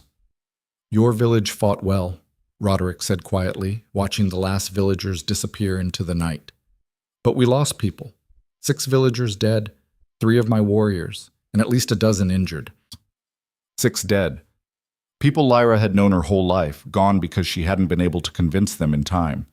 "I tried to warn them," she said, her voice hollow. "They didn't believe me." "I know." Roderick moved closer. "Lyra, An explosion cut him off. Not nearby. This one came from the north, where the evacuation corridor had been established, followed immediately by screams and the distinctive sounds of renewed combat. They'd been flanked. Roderick shifted and bolted from the temple without another word. Lyra ran after him, her human speed pathetically slow compared to his wolf form. She emerged from the temple to find complete chaos. A second raider force had attacked from the forest, fresh wolves who'd clearly been held in reserve for exactly this moment. They'd hit the evacuation group from behind, scattering the villagers and forcing the king's warriors to defend on 2 fronts. And in the middle of it all, Lyra saw Wren. The girl had somehow gotten separated from the supply wagon. She stood frozen in the village square, surrounded by fire and fighting, her small face white with terror that Lyra recognized, the same paralysis that had probably saved her life when her first village was destroyed, making her invisible in the chaos. But it wouldn't save her now. A raider wolf was stalking toward her, low and predatory, clearly seeing an easy kill. Lyra didn't think, didn't hesitate. She ran. Her legs pumped, her lungs burned, and she screamed Wren's name. The girl's head turned. Their eyes met. Lyra reached her half a second before the raider did. She threw herself in front of Wren, arms spread wide in a futile attempt to shield the child with her own body. The wolf leaped. Lyra braced for impact, for pain, for the end. Instead, she felt something tear open inside her chest. Something that had been dormant, something she'd never known existed. Power flooded through her veins like liquid fire. Her vision sharpened. Her senses exploded outward. And for the first time in her life, Lyra Ashwood shifted. She'd never had a wolf. Had tested negative for shifter genetics at puberty like most humans in mixed villages. Had accepted her humanity as fact. But apparently biology had other plans. Her wolf burst free with a force that felt like being born and dying simultaneously. The transformation was agony. Bones breaking and reforming, muscles tearing and rebuilding, skin splitting to allow fur. She wanted to scream, but the sound came out as a howl that shook the air itself. When the shift completed, Lyra found herself standing on 4 legs, seeing the world through predator eyes, smelling everything with impossible clarity. Her wolf was smaller than the raiders, but faster. She hit him low, going for the vulnerable belly, and her jaws closed on flesh with an instinct she'd never trained but somehow knew. The raider yelped and tried to shake her off. She held on, snarling, tasting blood, feeling her wolf's savage joy at finally being allowed to fight. They tumbled through the dirt, a blur of fur and fangs. Lyra's human mind was screaming in shock. "This is impossible. I'm not a shifter. This can't be real." But her wolf didn't care about impossible. Her wolf only cared about protecting the child behind her. The raider got his jaws around her shoulder. Pain exploded through her, but she twisted, using his grip against him, and managed to rake claws across his eyes. He released her with a howl of pain. Lyra pressed her advantage, driving him back, until a midnight wolf appeared from nowhere and finished what she'd started.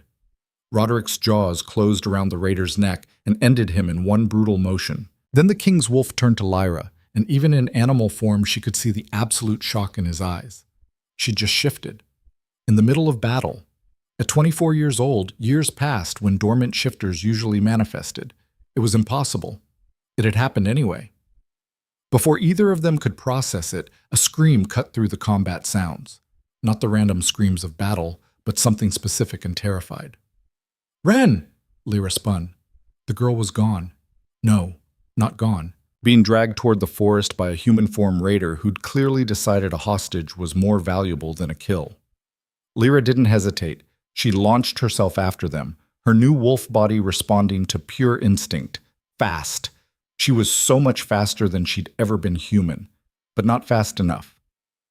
The raider reached the tree line and disappeared into darkness. Wren's struggles and cries fading with distance. Lyra skidded to a stop at the forest edge, her wolf instincts screaming to give chase, but her human mind knowing better. The forest was dark, unfamiliar in this form, and full of potential ambushes. Behind her, the sounds of battle were dying down.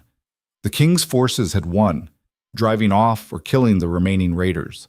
But it was a Pyrrhic victory written in blood and ash. And Wren was gone.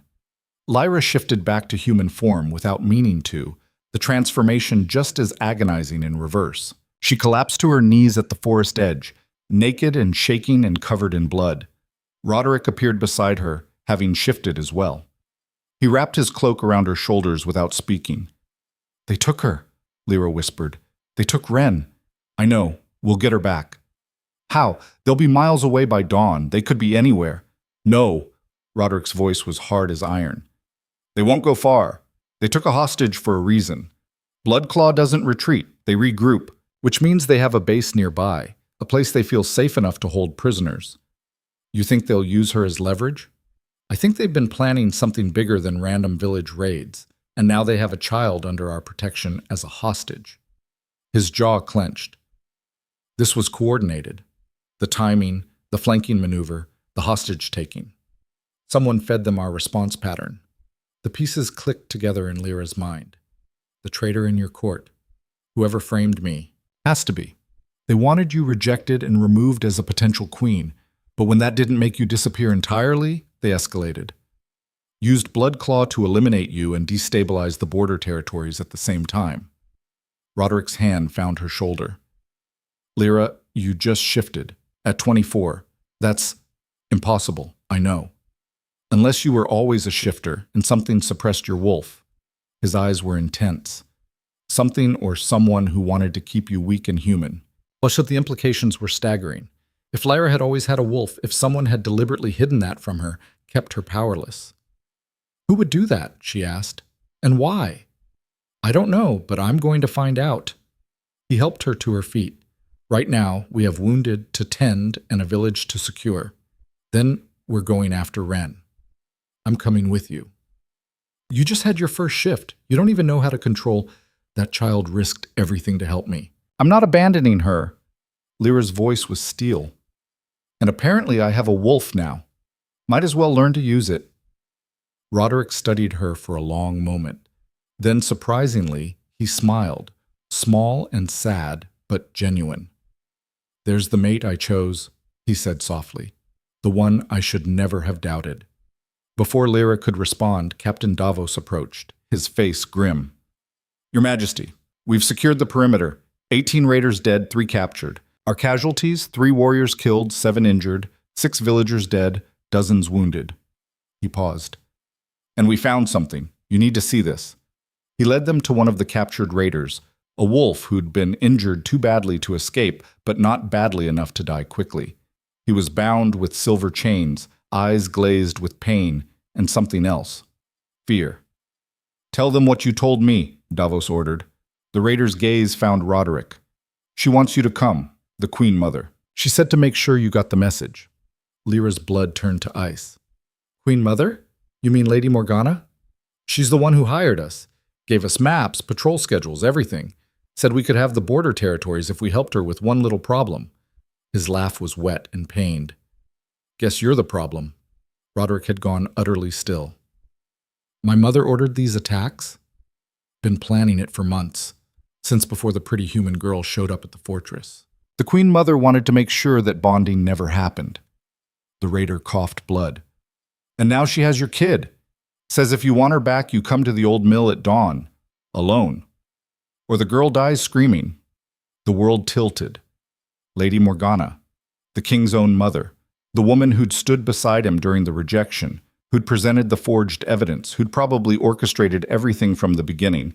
She'd framed Lyra, hired raiders to destabilize the territories, suppressed Lyra's wolf somehow, because a weak human mate was easier to discredit than a shifter who could stand as an equal. And now she had Wren. "The old mill," Roderick said quietly, dangerously. "Where?" 10 miles east, in the ravine where the river splits. But you go alone, or the girl dies." "I heard you." Roderick straightened. "Captain, Secure this prisoner. Get the wounded to the fortress. Prepare a strike team. Your Majesty, if it's a trap, it's absolutely a trap, which is why I need you to be ready to spring it. His eyes found Lyra's. Can you shift again? Controlled this time? She had no idea. But looking at his face, at the barely controlled rage and determination and guilt written there, she knew there was only one answer. Yes. Dawn was 3 hours away. 3 hours to plan an impossible rescue. 3 hours to learn control over a wolf she'd had for less than an hour. 3 hours to prepare for a confrontation with a woman who'd orchestrated the betrayal of her own son and the near destruction of multiple villages. 3 hours until Lyra faced the woman who'd stolen her future and tried to erase her existence. And this time, Lyra wouldn't be the one walking away. The fortress war room smelled of old leather and weapon oil. Maps covered every surface, marked with positions and movements that meant nothing to Lyra, but everything to the grim-faced warriors crowding around the table. She stood near the window in borrowed clothes, simple leather pants and tunic that fit poorly, but were better than the blood-soaked rags she'd worn from the battle. Her body still ached from the shift. Every muscle felt bruised, every bone tender, as if the transformation had rearranged her at a fundamental level, which she supposed it had. The old mill sits in a natural bottleneck, Captain Davos was saying, pointing to a spot on the map where 2 rivers converged. Steep ravine walls on 3 sides, only one approach road. It's a tactical nightmare for rescue operations. Which is exactly why she chose it, Roderick said. He changed into full combat armor, black leather reinforced with steel plates, weapons strapped to every available surface. He looked every inch the warrior king, but Lyra could see the tension in his shoulders, the barely controlled fury in how his hands gripped the table edge. My mother understands military strategy as well as any general. She'll have the high ground covered, escape routes planned, probably additional forces hidden nearby. Then we don't approach from the road, Lord Garrett suggested. He was one of the senior advisors who'd been present at Lyra's rejection, and his gaze kept sliding to her with something that looked like shame. We scale the ravine walls, come at her from unexpected angles. In the dark, with wolves who've been fighting for hours? Too dangerous. One misstep and we lose soldiers to falls before we even engage the enemy. Roderick straightened, rolling his shoulders as if preparing for physical combat right here in the war room. No, she wants me to come alone. That's what I'll do. Absolutely not, 3 voices said simultaneously, Davos, Garrett, and Lyra. Roderick's eyes snapped to her. You don't have authority to countermand my orders. Good thing I'm not one of your soldiers, then. Lyra moved to the table, studying the map, even though the symbols and markings made little sense to her. Walking into an obvious trap alone is suicide. You know that. What I know is that my mother has a hostage, a child who's already survived one massacre and doesn't deserve to die because I'm afraid of risk. It's not about fear, it's about tactics. Lyra traced the ravine with one finger. She expects you to either come alone, making yourself an easy target, or bring an army that she'll see coming miles away. What if we do neither? Explain. Lyra took a breath, hoping the idea forming in her mind wasn't completely insane. She doesn't know I can shift. As far as Lady Morgana is concerned, I'm still human, weak, powerless. Not a threat. Where are you going with this? I go to the mill, not as your mate or your warrior, but as bait. A desperate woman trying to trade herself for the child. Lyra met his gaze steadily. Your mother hates me enough that she'll want to see me suffer personally. That arrogance might make her careless. No. Roderick's voice was flat. Absolutely not. I'm not using you as bait. You're not using me. I'm volunteering. The answer is still no. Why? Because I had my first shift 3 hours ago and you think I can't handle myself? Heat crept into Lyra's voice. Or because you still see me as something fragile that needs protection? Because I've already lost you once. The words exploded from Roderick with enough force to silence the entire room. I rejected you in front of my entire court. I believed lies about you instead of trusting the mate bond. I let you walk away thinking you were a traitor when you were the victim. I will not, his voice roughened, I will not put you in danger again. I can't. The raw honesty in his voice made Lyra's chest ache. But this wasn't about their broken bond or his guilt. This was about saving a child. Roderick, she said quietly, using his name instead of his title. Ren is alive because of luck and your mother's need for leverage. But that leverage only works if she can control the situation. If you go alone, she controls everything. If you bring an army, she kills Ren and escapes. But if I walk in there looking weak and desperate, I might get close enough to disrupt whatever she's planned, and when I do, your forces can move in. She'll kill you the moment she doesn't need you anymore. Maybe, or maybe I'm stronger than anyone realizes. Lyra let her eyes shift, just for a moment, to her wolf's golden gaze. The change was easier this time, requiring only intention rather than desperation. I survived being rejected by my mate, survived my village turning on me, survived raiders and forest and discovering I've had a wolf locked inside me my whole life. I think I can survive one bitter woman who's so obsessed with power that she'd betray her own son. Silence stretched through the war room. Finally, Captain Davos cleared his throat. It could work, Your Majesty. If Miss Ashwood approaches from the South Road as a distraction, we could position strike teams in the ravine itself, close enough to respond within seconds if needed. How close? Roderick demanded. 30 yards, hidden in the river channels. We'd be wet and uncomfortable, but invisible from above. 30 yards is still too far if they decide to execute her immediately. Then I'll have to make myself too interesting to kill right away, Lyra said. I'll tell her I have information about your military plans, that I want revenge for being rejected, whatever keeps her talking long enough for your warriors to get in position. Roderick stared at her for a long moment. She could see him calculating risks, weighing options, fighting every protective instinct that came with being both a king and a mate, even a rejected one. You'd need to be wired, he said finally, something that lets us hear what's happening. And the moment things turn violent, you shift and get out. No heroics. I'm not the heroic type, Your Majesty. I'm the surviving type. Yes, you are. Something shifted in his expression. Respect, maybe, or the beginning of understanding that the woman he'd rejected was far more capable than he'd given her credit for. All right, we do this your way, but I want every advantage we can create. Captain, assemble your best wolves for the strike team. Garrett, coordinate spotters on the ravine rim. And someone find Miss Ashwood equipment that actually fits.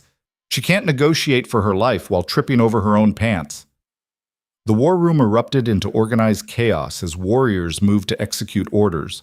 Lyra found herself being measured by an armory assistant who kept casting nervous glances at her face, as if expecting her to sprout fangs unexpectedly. Roderick pulled her aside before she could be swept away into preparations. This is insane, he said quietly. You know that, right? Completely. Lyra managed a tired smile. But so is everything else that's happened in the past 12 hours. Might as well commit. If something goes wrong, then you save Ren anyway. She's what matters here, not me. You matter. The words came out rough. You've always mattered. I was just too blind and proud to see it. Before Lyra could respond, a young warrior appeared with a bundle of clothes and weapons. Miss Ashwood, we've prepared your equipment. The moment broke. Roderick stepped back, king once more rather than conflicted mate. 2 hours until dawn. Get ready. And Lyra? He waited until she met his eyes. Come back alive, please. The vulnerability in that single word, please, hit harder than any command could have. I'll do my best, she promised, and let herself be led away to prepare for potential death. The borrowed armor fit better than the training clothes. Supple leather that moved with her body, reinforced at vital points but light enough for speed. They gave her a small knife to strap to her thigh, though Lyra had zero combat training and suspected she'd be more likely to cut herself than an enemy. The hardest part was the communications device, a tiny piece of enchanted metal that one of the fortress mages had to literally insert into her ear canal. It would let Roderick and his team hear everything she heard, but the installation process felt violating in a way that had nothing to do with physical pain. Can you hear me? The mage asked after the insertion was complete. Lyra winced. Yes, uncomfortably loud, actually. You'll adjust. The enchantment will dim background noise and amplify voices. His Majesty will be able to monitor your situation and coordinate response timing, which meant Roderick would hear every word of whatever his mother said, every accusation, every revelation, every moment of potential violence. Lyra wasn't sure if that made her feel safer or more exposed. She was inspecting her knife, trying to figure out how one was supposed to use such a thing effectively, when Roderick entered the small preparation room. "The strike team is in position," he said. "They're moving into the ravine now under cover of darkness. You'll leave in 30 minutes, approaching from the south road on horseback. We've spread rumors through captured raiders that you're coming to bargain for the child's life. If my mother has spies listening, which she probably does, she'll know to expect you." "Good. The more confident she is, the less careful she'll be." "Lyra." He moved closer, and she was struck again by how much physical presence he carried. "Do you remember when we first met? When I showed up at your garden gate looking like an idiot who'd been struck by lightning?" The question was so unexpected that Lyra actually laughed. "You didn't look like an idiot. You looked terrified." "I was terrified. I'd spent 30 years avoiding the mate bond, convinced it would weaken me as a king, make me vulnerable. And then I felt that pull toward your village, and knew, absolutely knew, that my life was about to change forever." His hand came up, almost touching her face, then dropped. "I should have trusted that feeling. Should have trusted you. Instead, I let my mother manipulate my fears until I destroyed the best thing that ever happened to me." "Roderick, I know this isn't the time. I know you probably hate me, and you have every right to. But I need you to understand, when you walk into that mill, you're not doing it as my rejected mate. You're doing it as one of the strongest people I've ever met. Human or wolf, titled or common, you're extraordinary. And whatever happens out there, I need you to remember that." Lyra's throat tightened. 6 weeks of anger and hurt and humiliation rose up, warring with the raw honesty in his words. "I don't hate you. I hate what you did, what you chose to believe, but I don't hate you. That's more grace than I deserve." "Probably." She managed a weak smile. "But I'm not doing this for you. I'm doing it for Ren, and for every other child who might suffer if your mother's power grab succeeds." "I know, which somehow makes it even more remarkable." He stepped back, king once more. 30 minutes. Captain Davos will brief you on the approach route and contingency signals. If you need to abort, the code phrase is "Dawn comes early." Say that, and we extract you immediately. "Understood." He turned to leave, then paused at the door. "Lyra, for whatever it's worth, I'm sorry. For all of it." Then he was gone, leaving Lyra alone with borrowed armor and a dangerous plan and the uncomfortable realization that despite everything, some part of her still ached for the mate bond they'd lost. She shoved the feeling down. No time for that now. Dawn was coming, and with it, a reckoning. The ride to the old mill took 45 minutes through pre-dawn darkness. Lyra had been given a steady mare who seemed unimpressed by the danger they were riding toward, which was oddly comforting. Captain Davos accompanied her for the first half of the journey before peeling off to join the strike team in the ravine. "Remember," he said, before disappearing into the trees, "keep her talking. The longer you engage, the more opportunities we create. And don't try to be a hero. You've got a whole team of heroes already in position." Then Lyra was alone, the mare's hoofbeats echoing on the packed dirt road, the sky beginning to lighten from black to deep purple. The communications device crackled in her ear. Roderick's voice, low and tense. "I can see you on the approach. Strike team confirms position. We're ready when you are." "Copy that," Lyra whispered, hoping the device picked it up. Her heart hammered against her ribs. Now that the moment was here, the plan seemed absolutely insane. She was riding toward a woman who'd orchestrated multiple murders and betrayals, armed with nothing but a knife she didn't know how to use and a wolf she barely understood. The old mill appeared around a bend in the road, exactly as the maps had shown. A large stone structure built into the ravine wall, with a massive water wheel that had long since stopped turning. The river split around it, creating natural moats on two sides. The only approach was the narrow road Lyra currently traveled, a perfect kill box. Figures moved on the mill's roof, guards, probably wolves in human form to maintain range advantage. More shapes clustered near the entrance, silhouetted against torches that had been lit despite the approaching dawn. And standing in the doorway, elegant even in this decrepit setting, was Lady Morgana Hale. She looked exactly as Lyra remembered, tall and striking, with silver threading through dark hair and eyes that missed nothing. She wore traveling clothes of deep burgundy, expensive but practical, and her smile was the kind that never reached her eyes. Miss Ashwood, she called out as Lyra approached. How unexpected. I told my son to come alone. Lyra dismounted carefully, keeping her hands visible and non-threatening. He didn't send me. I came myself. How brave. Or how foolish. Morgana's gaze swept over her, assessing. You look different than you did 6 weeks ago. Harder, perhaps, though still so very human and breakable. If only you knew, Lyra thought. Out loud she said, I came to bargain, the girl for information you want. What information could you possibly have that I'd want? Troop movements, the king's response plans for future raider attacks, names of his most trusted advisors, and which ones might be vulnerable to corruption. Lyra let bitterness color her voice. Roderick rejected me, but I lived in that fortress for 3 months. I saw things, heard things, and I'm angry enough now to use them. Morgana laughed, a sound like breaking glass. Oh, you almost sound convincing. Did you practice that speech on the ride over? I practiced surviving being driven from my home by people who believed your lies. Practiced watching my village burn because of plans you set in motion. Practiced discovering that I've had a wolf suppressed inside me my whole life by someone's magical interference. Lyra took a step forward. So yes, I practiced. I've gotten very good at adapting to impossible situations. Something flickered in Morgana's expression, surprise maybe, quickly masked. You're wolf. So you've discovered that little secret. You knew. It wasn't a question. Of course I knew. I'm the one who paid the mage to bind it when you were a child. Morgana's smile widened.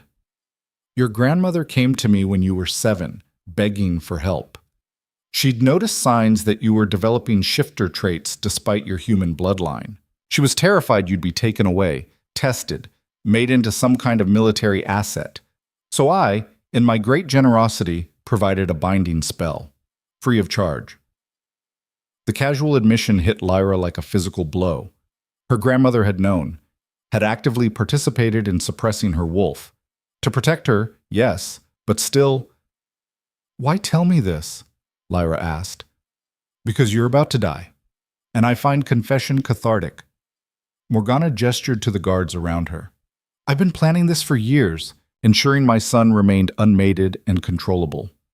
Cultivating relationships with ambitious rogues who do my bidding for the promise of territory. All of it leading toward this moment, when Roderick's throne becomes mine through his untimely death in battle with raiders. In her ear, Lyra heard Roderick's sharp intake of breath. The strike team would be moving into final positions now, using this confession as their cue. Where's Wren? Lyra demanded. That was the deal. I come. You release her. The deal was that Roderick comes alone. You're a pleasant bonus, but hardly the main prize. Morgana's eyes glinted. The girl is alive, for now. Hidden somewhere you'll never find before my wolves tear you apart. But I'll make you an offer. Shift. Show me this wolf you claim to have discovered.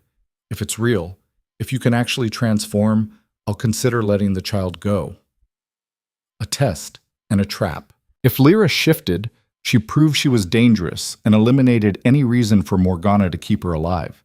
If she didn't, she looked like a liar trying to bluff her way out. Through the communications device, Roderick's voice, Don't do it. We're almost in position. 5 more seconds. But 5 seconds was too long when Lyra saw movement in the mill's upper window. A small face pressed against dirty glass, dark eyes wide with terror. Wren. She's watching, Morgana said pleasantly, following Lyra's gaze. I thought the child should see what happens to people who interfere in family matters. It will be educational. Something snapped inside Lyra. Not her control, but her fear. She'd spent her whole life being careful, being quiet, accepting her place as a powerless human in a world ruled by wolves. Even after discovering her own wolf, she'd been tentative, uncertain, afraid of this new power. But looking at Wren's terrified face, this child who'd already witnessed too much death, Lyra felt her wolf rise to the surface with crystal clarity. You want to see my wolf? She said quietly. Fine. The shift came easier this time, still painful, but with a sense of rightness that felt like coming home. Bones realigned, muscles reformed, and within seconds Lyra stood on 4 paws. Her wolf form smaller than Morgana's guards, but faster, sleeker, built for survival rather than brute strength. Morgana's eyes widened. Impossible. The binding should have held for decades. How did you... Lyra didn't wait for her to finish. She launched herself forward, low and fast, aiming not for Morgana, but for the mill's entrance. If she could get inside, get to Ren.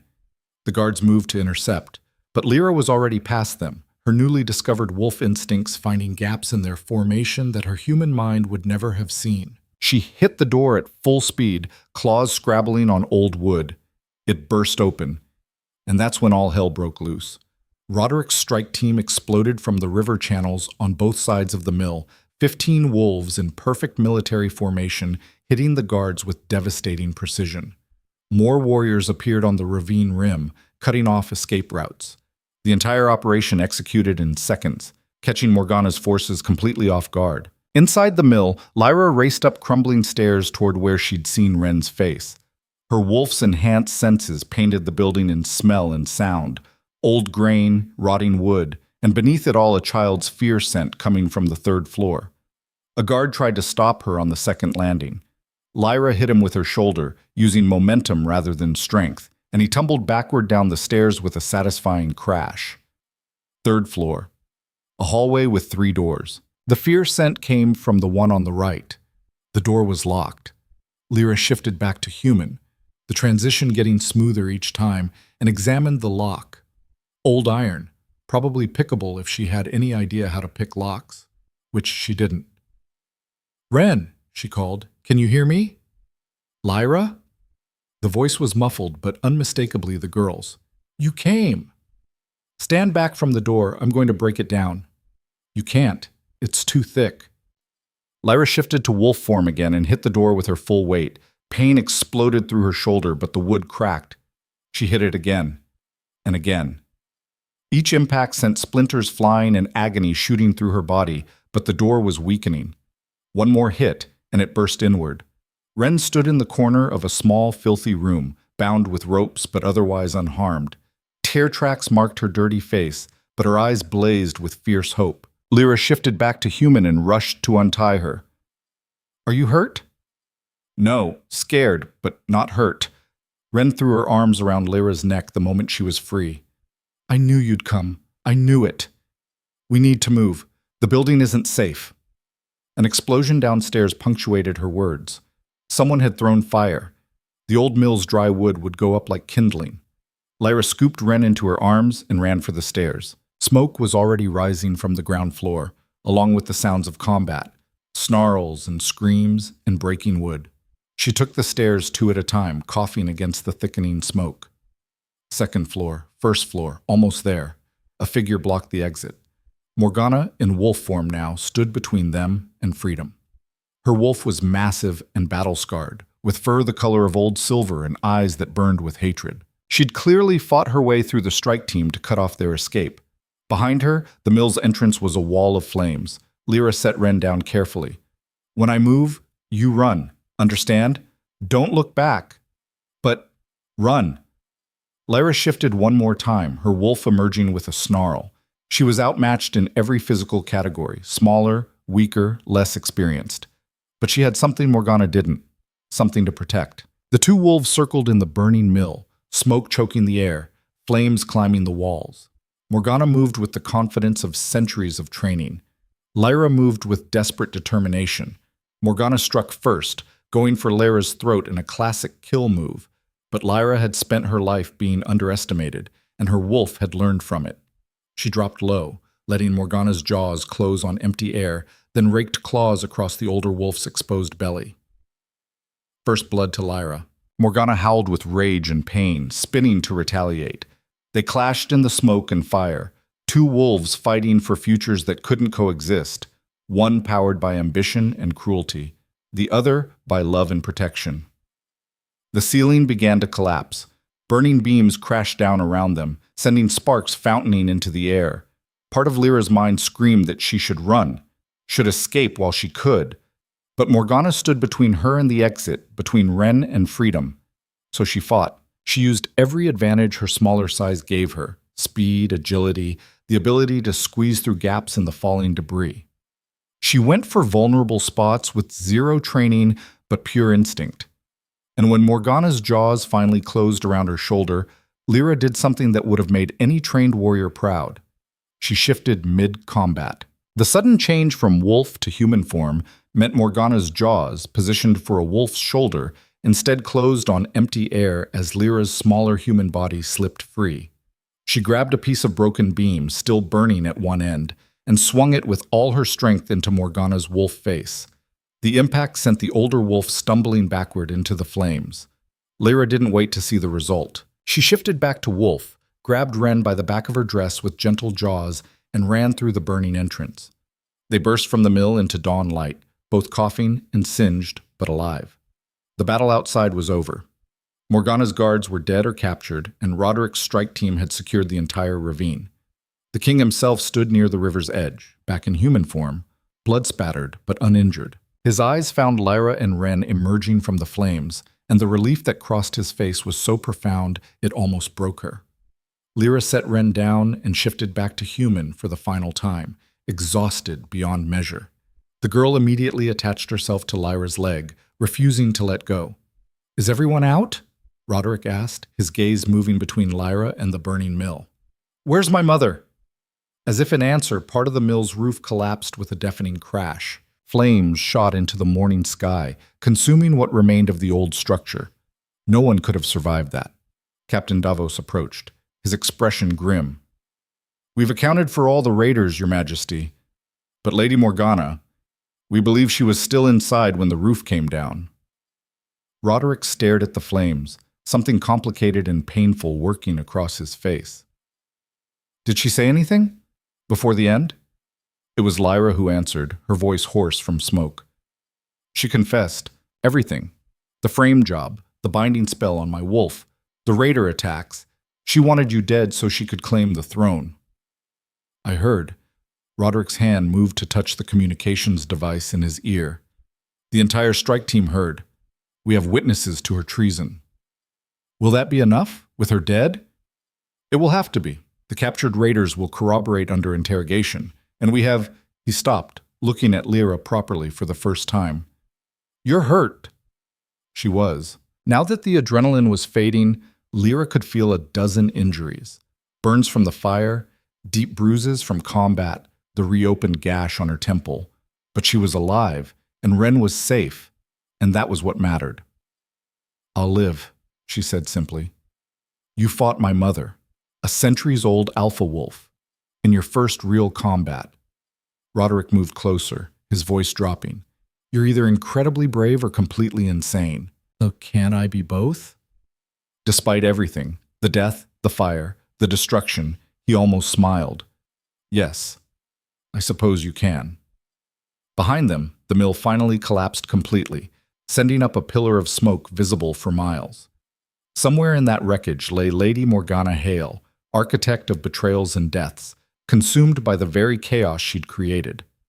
Ren tugged on Lyra's borrowed tunic. "Can we go home now?" The question made Lyra's throat tight. Home. Where was that exactly? Her cottage in Ashwood was probably damaged from the raid.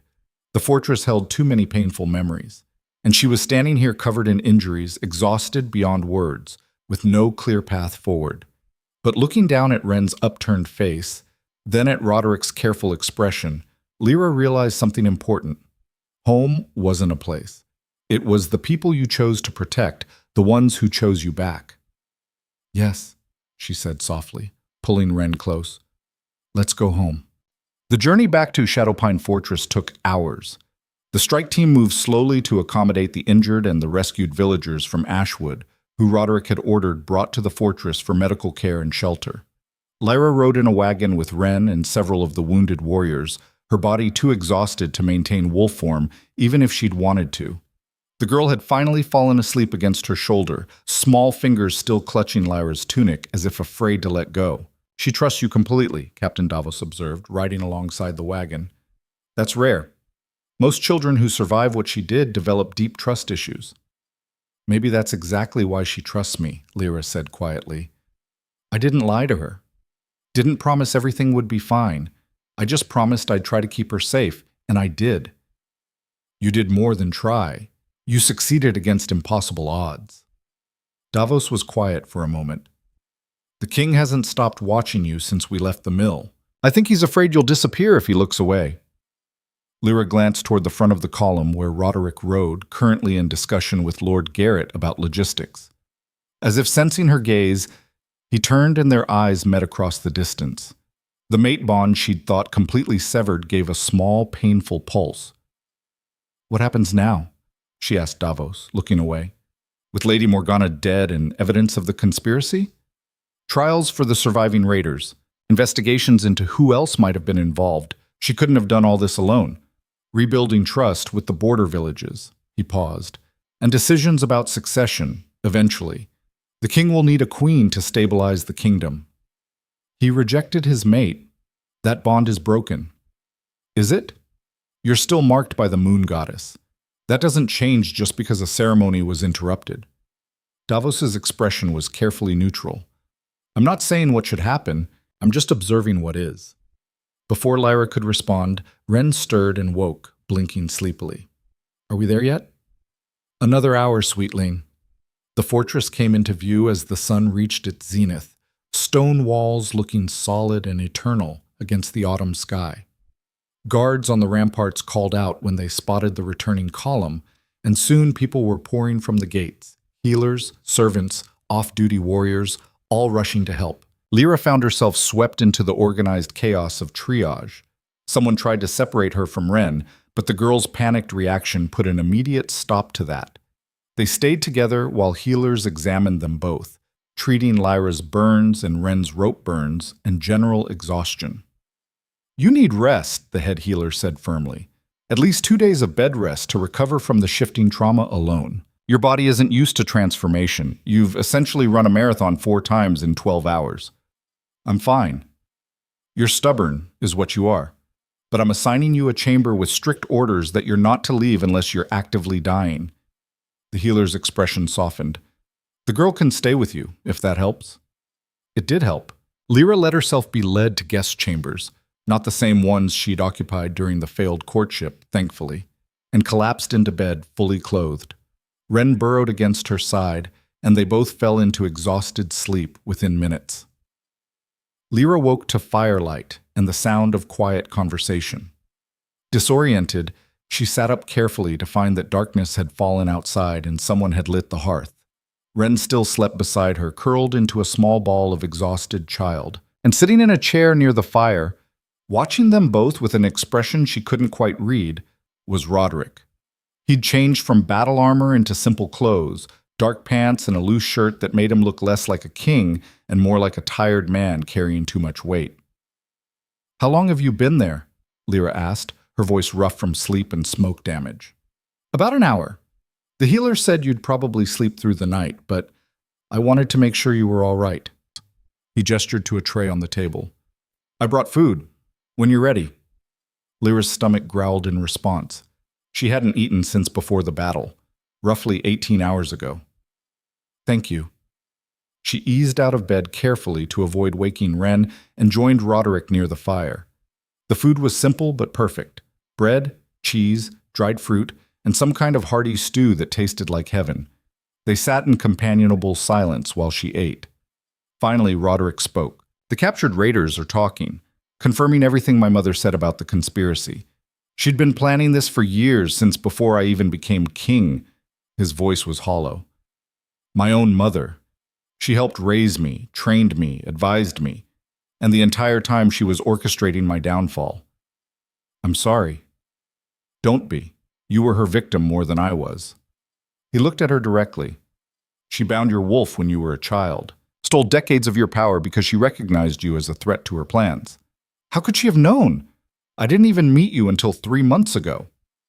That's what I've been trying to figure out. Roderick leaned forward, elbows on his knees. I think she had seers working for her, people who could read fate patterns. They must have told her that a woman from Ashwood Village would be my mate, someone powerful enough to stand beside me, to strengthen my rule in ways that would make me impossible to manipulate or overthrow. The implications were staggering. She's been planning my elimination since I was 7 years old. It looks that way. And when her binding spell started to fail, probably because the mate bond between us activated when we met, she accelerated her plans, framed you for treason, used my own fears and insecurities to make me reject you, then tried to kill us both while we were separated and vulnerable. It almost worked. It did work. For 6 weeks, I believed I'd done the right thing by rejecting you, that I'd protected the kingdom from a traitor. His voice roughened. Do you have any idea what it's been like, realizing I threw away my mate based on manufactured evidence? That I humiliated you publicly for crimes you never committed? Lyra set down her bowl. Roderick, I know I don't deserve forgiveness. I know the mate bond is broken, and you have every right to hate me, but I need you to know. He stopped, seemed to gather himself. You are the strongest, most remarkable person I've ever met. Human or wolf, titled or common.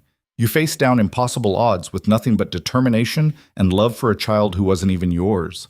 You walked into my mother's trap knowing you might die, just to save people who'd driven you away. You discovered your wolf in the middle of combat and used it to fight a centuries-old alpha. You're extraordinary, and I was a fool not to see it from the beginning. The words settled into the space between them, honest and raw. I don't hate you, Lyra said quietly. I'm angry, hurt, betrayed by what you chose to believe, but I don't hate you. That's more than I have any right to. Maybe, but it's also the truth. She pulled her knees up, wrapping her arms around them. What happens now? With the kingdom? With the investigations? With everything? Politically, we have months of cleanup ahead, trials, reform, rebuilding trust with territories that my mother's actions damaged. He paused. Personally, that's more complicated. How so? The mate bond isn't actually broken. Lyra's head snapped up. What? I spoke with our pack scholars, with healers who specialize in mate bonds. The rejection ceremony we performed, it severs the active connection, yes, makes the bond dormant, but it doesn't erase the fundamental marking. We're still fated mates, Lyra. The moon goddess doesn't change her mind just because we made mistakes. Her chest felt tight. So what are you saying? I'm saying the bond can be repaired, if both parties agree, if we're willing to do the work of rebuilding trust and connection.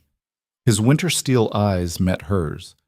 I'm saying I made the worst mistake of my life when I rejected you. And if there's any chance, any possibility that you might someday consider giving me another chance, I will spend every day earning it. Roderick, a small voice interrupted from the bed. Are you going to kiss now? Because in stories, this is when people kiss. They both turned to find Wren sitting up, watching them with interest. Despite everything, Lyra laughed. How long have you been awake? Long enough to hear the king say mushy things. Wren grinned. He likes you. It's obvious. Thank you for that analysis, Roderick said dryly, but there was warmth in his voice. How are you feeling? Hungry. And Lyra promised we'd always be family. So does that mean I get to live in the castle? The question, so innocent and hopeful, made Lyra's throat tight. Wren, I don't know if... Yes, Roderick said firmly. You both do. If Lyra agrees, you'll have chambers here for as long as you want them. And we'll find your surviving family if any exist, but regardless, you'll be under the crown's protection. Wren bounced on the bed with excitement. Really? I get to live in a castle? Really? Though it's technically a fortress, which is less fancy. I don't care. Lyra, did you hear? We get to stay. Lyra met Roderick's gaze over the girl's head. She saw hope there, carefully guarded but present. Saw the king who'd made terrible mistakes but was trying to fix them. Saw the mate who'd rejected her but seemed genuinely committed to earning back what he'd lost. Can I think about it? She asked quietly. Take all the time you need. I'll wait. His expression softened.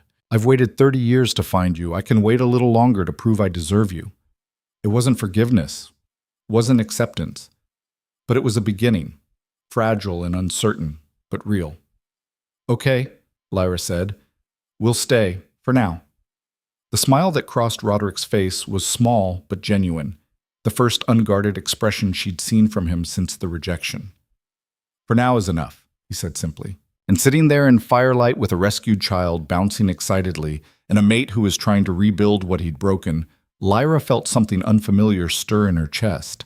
Not hope, not yet, but maybe the possibility of hope, which, after everything, was more than she'd expected to have. 3 months passed like water finding new channels after a dam breaks, slow at first, then with gathering momentum that reshaped everything in its path. The fortress transformed around Lyra in ways both subtle and profound. Warriors who'd watched her rejection with contempt now nodded respectfully when she passed. Servants who'd whispered about the traitor woman now smiled and asked after Ren's welfare. The change wasn't universal. Some still harbored suspicions, still remembered the accusations. But enough shifted that Lyra no longer felt like an intruder in stone halls. She'd taken chambers in the East Wing, away from the royal suites, but close enough to the training yards that she could hear the morning drills. Ren occupied the adjoining room, though the girl spent most nights crawling into Lyra's bed after nightmares about raiders and fire. "I'm getting better," Ren insisted one morning after yet another night of interrupted sleep.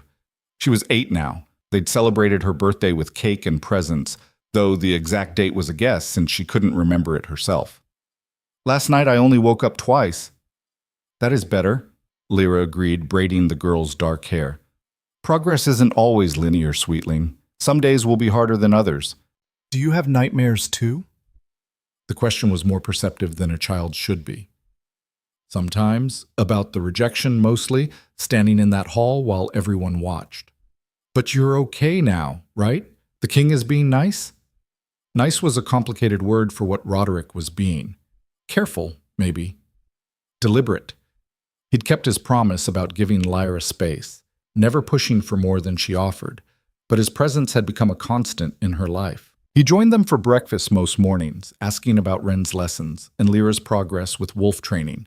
He walked with them through the fortress gardens in the evenings, conversation flowing easier each time. He'd even started teaching Ren basic self-defense, patient and gentle in ways that surprised everyone who knew him only as the stern king. "He's trying," Lyra said finally. "And yes, we're okay." What she didn't say, couldn't say to a child, was that the mate bond had started to wake up. It happened in small moments. A brush of hands when passing documents, catching his scent and feeling warmth bloom in her chest, the way her wolf perked up whenever he entered a room, eager and hopeful in ways that terrified Lyra's human side. The bond wanted to repair itself, wanted to bridge the gap between rejection and acceptance. But Lyra wasn't sure she was ready. A knock at the door interrupted her thoughts. Captain Davos entered when she called permission, his expression professionally neutral in the way that meant he had news she wouldn't like. "Miss Ashwood, His Majesty requests your presence in the council chamber. The trials are concluding today, and he thought you should be present for the sentencing." The raiders. They'd been interrogated and tried over the past 3 months, their testimonies painting a damning picture of Lady Morgana's conspiracy. Today, the surviving conspirators would learn their fates. "I'll be there," Lyra said, rising. "Ren, you have lessons with Scholar Thomas this morning, remember?" "Do I have to?" "He makes me diagram sentences and it's boring." "Yes, you have to. Education isn't optional." Ren grumbled but didn't actually argue, which was progress. The girl had come so far from the terrified, starving child Lyra had found in the forest. She still had nightmares and trust issues and moments of overwhelming fear, but she also laughed now, played with other children in the fortress, started planning for a future instead of just surviving the present. Lyra left her with the tutors and followed Davos through corridors she'd learned to navigate without getting lost. The council chamber was in the fortress's oldest section, a circular room with high windows and benches arranged in concentric circles around a central floor. It was packed. Every ranking member of the pack seemed to be present, along with representatives from allied territories and affected villages. Lyra recognized Tom Brennan from Ashwood, looking older and more worn than she remembered. Mrs. Kellen sat beside him, her expression carefully blank when she spotted Lyra. The witnesses from her rejection trial were here too. Elder Thomas, Lord Garrett, various nobles who'd believed the forged evidence. They watched her enter with expressions ranging from guilt to calculation. And at the center of it all, seated on a raised throne that somehow made him look more alone than powerful, was Roderick. He caught her gaze as she entered and something passed between them. Acknowledgement, maybe, or shared understanding that this moment mattered beyond simple justice. Lyra found a seat in the middle rows, neither hiding in the back nor claiming prominence at the front, a place of observation and witness. Captain Davos took his position near the throne and raised his voice. The trials have concluded. All evidence has been presented and verified. The accused have been given opportunity to speak in their defense. It is now time for His Majesty to render judgment. The captured raiders were brought forward in chains, 7 wolves who'd survived the battle at the old mill. They looked diminished now, stripped of weapons and bravado, just criminals facing consequences. Roderick studied them with an expression carved from stone. You are accused of murder, conspiracy, treason, and warfare against the crown. The evidence against you is overwhelming and uncontested. You've confessed to working with the late Lady Morgana Hale to destabilize border territories, murder royal scouts, and attempt assassination of the king. Do any of you wish to speak before sentencing? One raider, the same one who'd delivered Morgana's message about the mill, lifted his head. I got nothing to say except the Queen Mother promised us land and freedom. We were stupid enough to believe it. You were stupid enough to murder innocent people for a promise from a woman planning to betray you the moment you became inconvenient, Roderick corrected coldly. Your sentence is death by execution, carried out at dawn tomorrow. Take them away. The raiders were dragged from the chamber to a chorus of satisfied murmurs. Justice, the crowd seemed to agree, had been served, but Roderick wasn't finished. There are others who must answer for their roles in this conspiracy, he continued. Step forward, Scholar Martin. An elderly wolf emerged from the crowd, his face pale. Lyra recognized him as one of the fortress mages, someone she'd seen occasionally but never spoken to. You are accused of performing the binding spell that suppressed Lyra Ashwood's wolf at Lady Morgana's request, Roderick said. How do you answer this charge? The scholar's voice shook. Guilty, Your Majesty. But I swear I didn't know the full scope of what I was doing. Lady Morgana told me it was a mercy, that the girl's family feared she'd be taken away if her wolf manifested. I thought I was helping protect a child.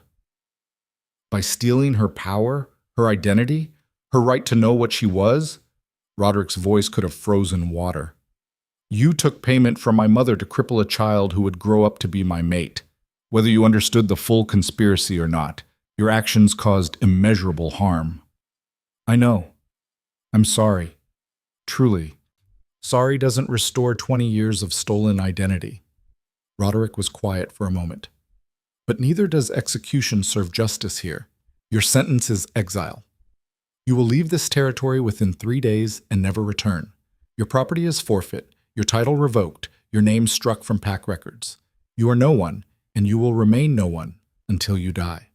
The scholar crumpled, but guards hauled him upright and removed him from the chamber. The crowd murmured, some approving, others clearly wishing for harsher punishment. Step forward, Elder Thomas. The old advisor who'd helped present the forged evidence at Lyra's rejection moved to the center with dignity despite obvious fear. You are accused of criminal negligence in the verification of evidence against Lyra Ashwood, Roderick said. You had responsibility to ensure the documents were authentic before presenting them to me. You failed that responsibility, whether through incompetence or willful blindness. Your Majesty, you believed what was convenient, what supported your pre-existing prejudice against a human mate for your king. Roderick's eyes were cold. You didn't verify because you didn't want to, and your failure nearly cost us everything. Thomas bowed his head. I have no defense. No, you don't. Roderick stood, and the movement made every person in the chamber pay attention. But you have served this pack for 40 years with mostly honor and wisdom. So your sentence is not exile, but demotion. You will step down from the council immediately. Your advisory role is terminated. You will spend the remainder of your service in records management, where your attention to detail will be more carefully supervised. The dismissal was brutal in its restraint, not destroying the man, but removing his power and influence completely. Thomas accepted it with a stiff nod and retreated to the crowd. Finally, Roderick said, his voice dropping to something more personal, I must address my own failures. The chamber went silent. I am the king. The responsibility for every action taken in this kingdom ultimately rests with me, including the rejection of my mate based on manufactured evidence. He looked directly at Lyra. I allowed my fears and insecurities to override the mate bond.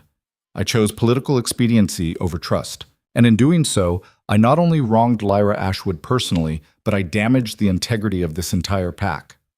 Lyra's breath caught. This wasn't part of the trial script. This was something else entirely. Therefore, Roderick continued, I am formally apologizing to Lyra Ashwood before this council and all witnesses. What I did to you was wrong, unforgivable. You deserve better from me, from this court, from everyone who watched and said nothing while you were humiliated based on lies. He descended from the throne and walked to where Lyra sat, the entire chamber watching with barely contained shock. When he reached her, he did something no northern king had done in recorded history. He knelt. I cannot undo the past, he said, his voice carrying through the silent chamber. But I can acknowledge it, own it, and commit to being better.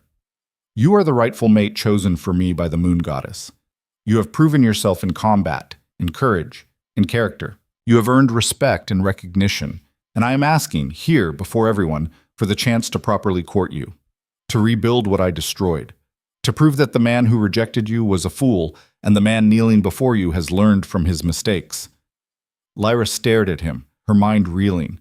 This was a public declaration, a commitment witnessed by hundreds of people.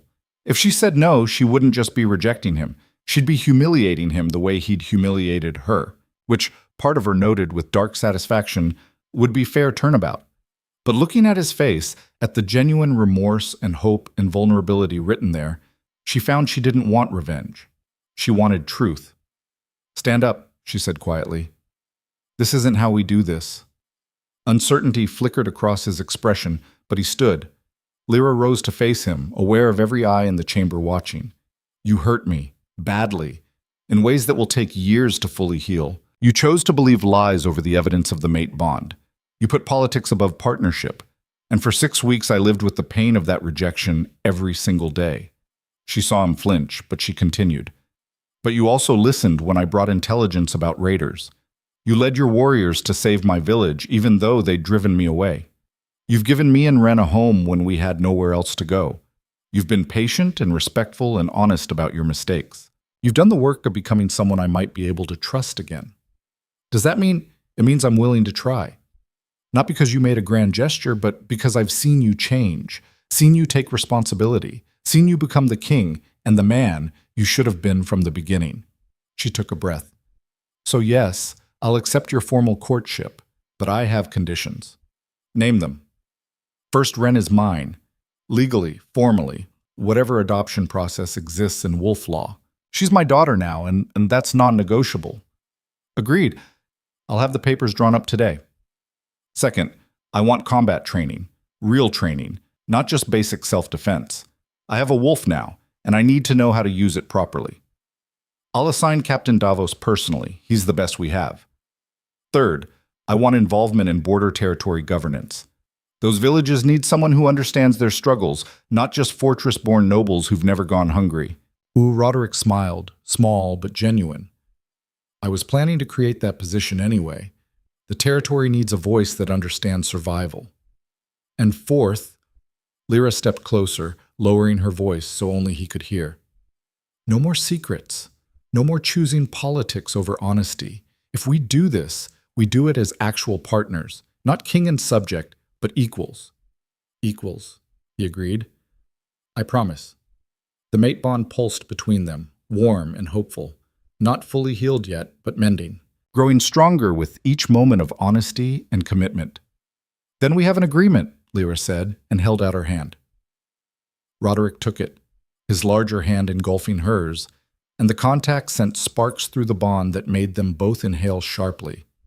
The connection was still there, still powerful, just waiting for permission to fully reignite. The chamber erupted in applause and cheers. Not everyone was happy. Lyra could see sour faces scattered through the crowd, nobles who'd preferred a wolf-born queen, but the majority seemed genuinely pleased. Tom Brennan stood, his weathered face working with emotion. Miss Ashwood, Lyra, I need to say something. The crowd quieted. We failed you, Tom said simply. When you came to warn us about the raiders, we didn't listen. We chose pride and fear over trust, and people died because of it. Good people, people you grew up with. His voice roughened. I can't undo that. But I want you to know Ashwood Village recognizes you, not as a traitor, but as the woman who tried to save us despite how we'd treated you. You're always welcome home. Always. Mrs. Kellen stood beside him, tears streaming down her face. We were wrong. All of us. And we're sorry. The apology settled into Lyra's chest, not erasing the pain but acknowledging it, validating that her hurt had been real and witnessed. Thank you, she said quietly. That means more than you know. The formal trial concluded shortly after, but the real work was just beginning. Over the following weeks, Lyra found herself pulled into the machinery of kingdom governance in ways she'd never imagined. She met with village representatives to discuss resource allocation, sat in on military strategy sessions about border security, worked with healers to establish trauma support for communities affected by the raids. Every day brought new challenges, new responsibilities, new opportunities to prove she belonged in this role. And through it all, Roderick courted her, not with grand gestures or expensive gifts, but with presence and partnership. He brought her coffee during late-night planning sessions, sparred with her in the training yard, teaching her combat techniques while laughing when she got creative and knocked him on his ass. Sat with her and Ren during quiet evenings, reading or playing games or simply existing together without need for constant conversation. He was, Lyra realized, becoming her friend as well as her mate. The realization hit her one evening in the fortress gardens, 6 months after the trials. Spring had arrived with explosive color, flowers blooming in riotous profusion, trees heavy with new leaves, the air warm and sweet. Ren was playing with other children near the fountain, her laughter carrying across the garden. She's happy, Roderick observed, watching the girl. He sat beside Lyra on a stone bench, close enough that their shoulders brushed. I wasn't sure she'd ever laugh like that again after what she survived.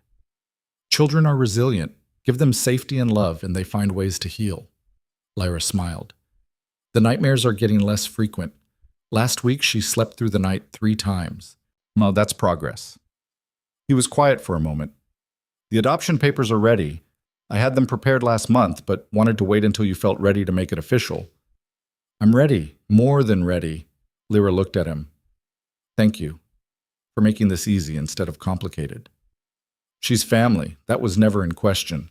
His hand found hers on the bench between them, fingers intertwining naturally. Lyra, I need to ask you something. The seriousness in his tone made her alert. What? The mate bond. We've been courting for 6 months, getting to know each other properly this time. And I hope, we've built something real. Something based on trust and partnership rather than just fate and biology. He turned to face her fully. I want to complete the bonding ceremony, properly this time. Not because of duty or politics, but because I choose you. Because you're the most remarkable person I've ever met, and I want to spend my life earning the privilege of standing beside you. Lyra's heart hammered. That's a formal proposal. Yes, though I promise the actual ceremony will be nothing like last time.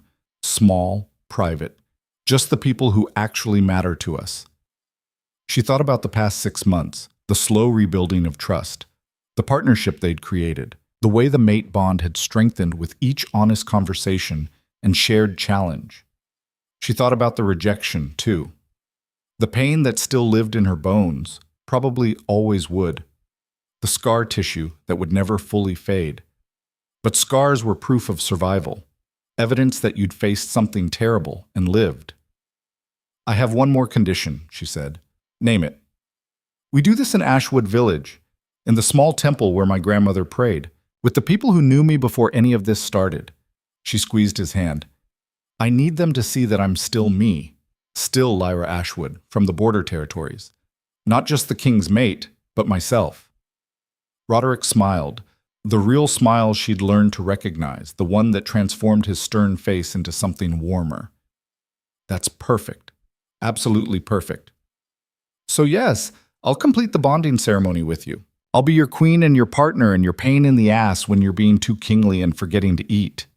He laughed, and the sound filled something in Lyra's chest she hadn't realized was empty. I wouldn't want it any other way.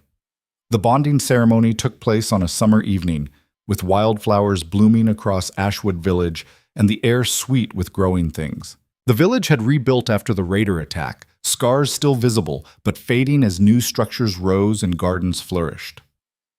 Lyra stood in the small temple wearing a dress she'd chosen herself. Simple blue linen, similar to the one she'd worn for the first attempted ceremony, but this time accessorized with warriors' leather bracers and a knife strapped to her thigh. A reminder that she was no damsel, but a woman who'd fought for her place. Ren stood beside her as flower girl, an adopted daughter, wearing a new dress in green that matched her eyes. The girl practically vibrated with excitement. "Are you nervous?" Ren whispered. "Terrified," Lyra admitted. "But in a good way." The temple held perhaps 50 people, a careful selection of village friends, fortress warriors who'd proven themselves trustworthy, and a few nobles who'd actually stood up for Lyra during the conspiracy investigations. Mrs. Kellen dabbed at her eyes with a handkerchief. Tom Brennan stood tall and proud, honored to have been asked to perform the ceremony. And at the altar, waiting with barely concealed emotion, stood Roderick. He wore formal leathers rather than a crown, looking more like a warrior than a king. His eyes found Lyra's as she walked down the aisle, and the mate bond between them blazed with recognition and joy. This was right. This was what should have happened 6 months ago. Would have happened if not for conspiracy and lies and fear. But maybe, Lyra thought as she reached the altar and took Roderick's hands, maybe the delay had been necessary. Maybe they'd needed to fall apart to learn how to properly come together. Tom cleared his throat. "We gather tonight to witness the bonding of two souls marked by the moon goddess, Roderick Hale and Lyra Ashwood, king and subject, alpha and newly manifested wolf, two people who have walked through fire and emerged stronger." He smiled. "I've known Lyra since she was a baby, watched her grow into a woman of courage and compassion, and I've learned in recent months that His Majesty possesses the rarest trait in leadership, the ability to admit mistakes and grow from them." He continued with the traditional words of bonding, ancient phrases about unity and partnership and the sacred nature of mates. But Lyra barely heard them. She was too focused on Roderick's face, on the way he looked at her like she was the most precious thing in his world. "Do you, Roderick Hale, accept this woman as your mate?" Tom asked. "Do you promise to honor her, protect her, and stand beside her as an equal partner in all things?" "I do." Roderick's voice was steady. "Not because fate chose her for me, but because I choose her, every day, for the rest of my life." "And do you, Lyra Ashwood, accept this man as your mate? Do you promise to honor him, challenge him, and stand beside him as an equal partner in all things?" Lyra smiled. "I do. With all my scars and all my strength, with full knowledge of what we've survived and what we're building, I choose him. Then by the authority granted to me by pack law and the moon goddess herself, I declare you bonded mates. What has been joined here cannot be—" Roderick didn't wait for him to finish. He pulled Lyra into a kiss that sent the mate bond exploding into full, blazing life. The connection slammed into place with a force that made them both gasp, golden and perfect and absolutely right. The temple erupted in cheers. When they finally broke apart, Lyra felt different, complete in a way she hadn't even realized she'd been missing. The bond sang between them, warm and solid and permanent.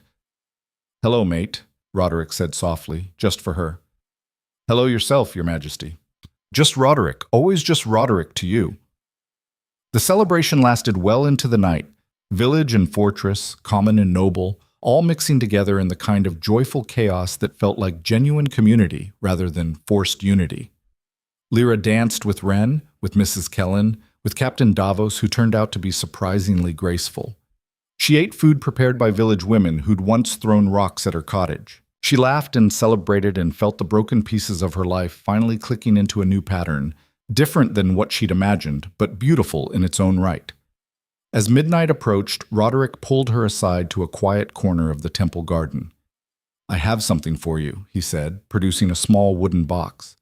Inside was a ring, not gold or jewels, but carved wood inlaid with silver in a pattern that looked like tree branches intertwining. "It's made from a branch of the oak tree in your grandmother's garden," Roderick explained. "I had it harvested and carved after you agreed to the courtship. The silver is from my mother's crown, melted down and reformed into something new. Something that represents both our pasts and our future." Lyra's throat tightened. "It's perfect."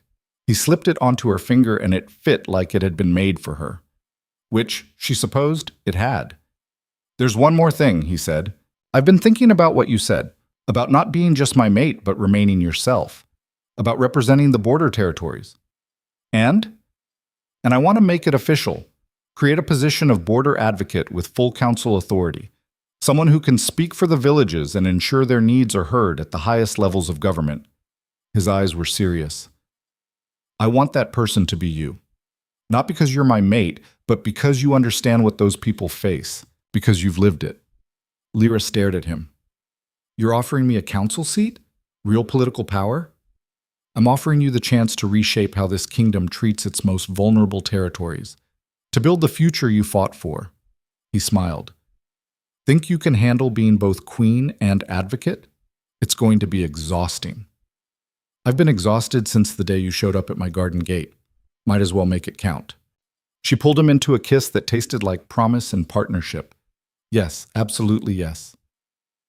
When they finally returned to the celebration, Ren immediately attached herself to Lyra's side. "Are you officially my mom now?"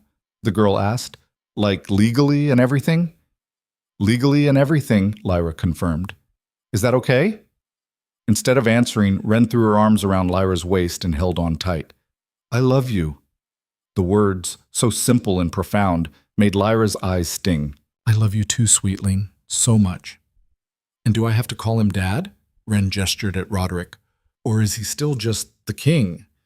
Roderick knelt down to her level. "You can call me whatever feels right to you. Roderick, Dad, that guy my mom married. I'll answer to anything as long as you know your family." Ren considered this seriously. "Can I call you Roddy?" "Absolutely not. Too late. Hi, Roddy." Despite his protest, Roderick was smiling. "You're going to be trouble, aren't you?" "Lyra says I already am." "Then I guess we're well matched." He stood, ruffling her hair. "Go on. I think there's more cake near the fountain." Ren dashed off, leaving Lyra and Roderick standing together in the garden that had become a symbol of everything they'd built. Around them, the celebration continued, laughter and music and the sound of community knitting itself back together. "Thank you," Lyra said quietly. "For what?" "For being patient, for doing the work, for becoming someone worth choosing." She leaned against him, feeling the solid warmth of his presence. "For giving me time to heal enough to risk this again. You're the one who did the hard part. I just had to stop being an idiot." His arm came around her shoulders. "Though I reserve the right to occasionally be an idiot in the future. I'm still learning this whole equal partnership thing. As long as you let me call you on it. Always." They stood there for a long moment, watching their people celebrate. Lyra thought about the journey that had brought her here. Rejection and survival, discovery and combat, loss and love, and everything in between. She thought about the girl she'd been 6 months ago, walking away from this same fortress with her head held high despite the pain. That girl had believed her story was ending. She'd had no idea it was just beginning. "What are you thinking about?" Roderick asked. "How far we've come. How much has changed?" Lyra smiled up at him. "How I spent my whole life thinking I was human and powerless, and it turned out I was a wolf all along, just waiting for the right moment to emerge." "The right moment or the right reason?" "Both. Ren needed protecting. You needed someone to walk into danger beside you, and I needed to discover I was stronger than anyone, including myself, believed possible." She paused. "I used to think the worst thing that ever happened to me was being rejected in front of 300 witnesses. Now I think it might have been the best." "How do you figure?" "Because it forced me to find my own strength, to build an identity that wasn't dependent on being your mate or anyone else's chosen one. I became Lyra Ashwood, survivor, fighter, mother, advocate, before I became queen, and that makes all the difference." Roderick pulled her closer. "You're going to be a magnificent queen, possibly a terrifying one." "Good. The kingdom could use some terror from someone who actually cares about its people." The celebration wound down as the night grew late. Guests departed with well wishes and promises to visit. Ren fell asleep in a chair, exhausted from excitement. And finally, as the moon reached its zenith, Lyra and Roderick stood alone in the temple garden where they'd been bonded. "Ready to go home?" he asked. Lyra looked around at the village she'd grown up in, the place that had rejected her and then welcomed her back. Home had once meant this specific collection of buildings and familiar faces.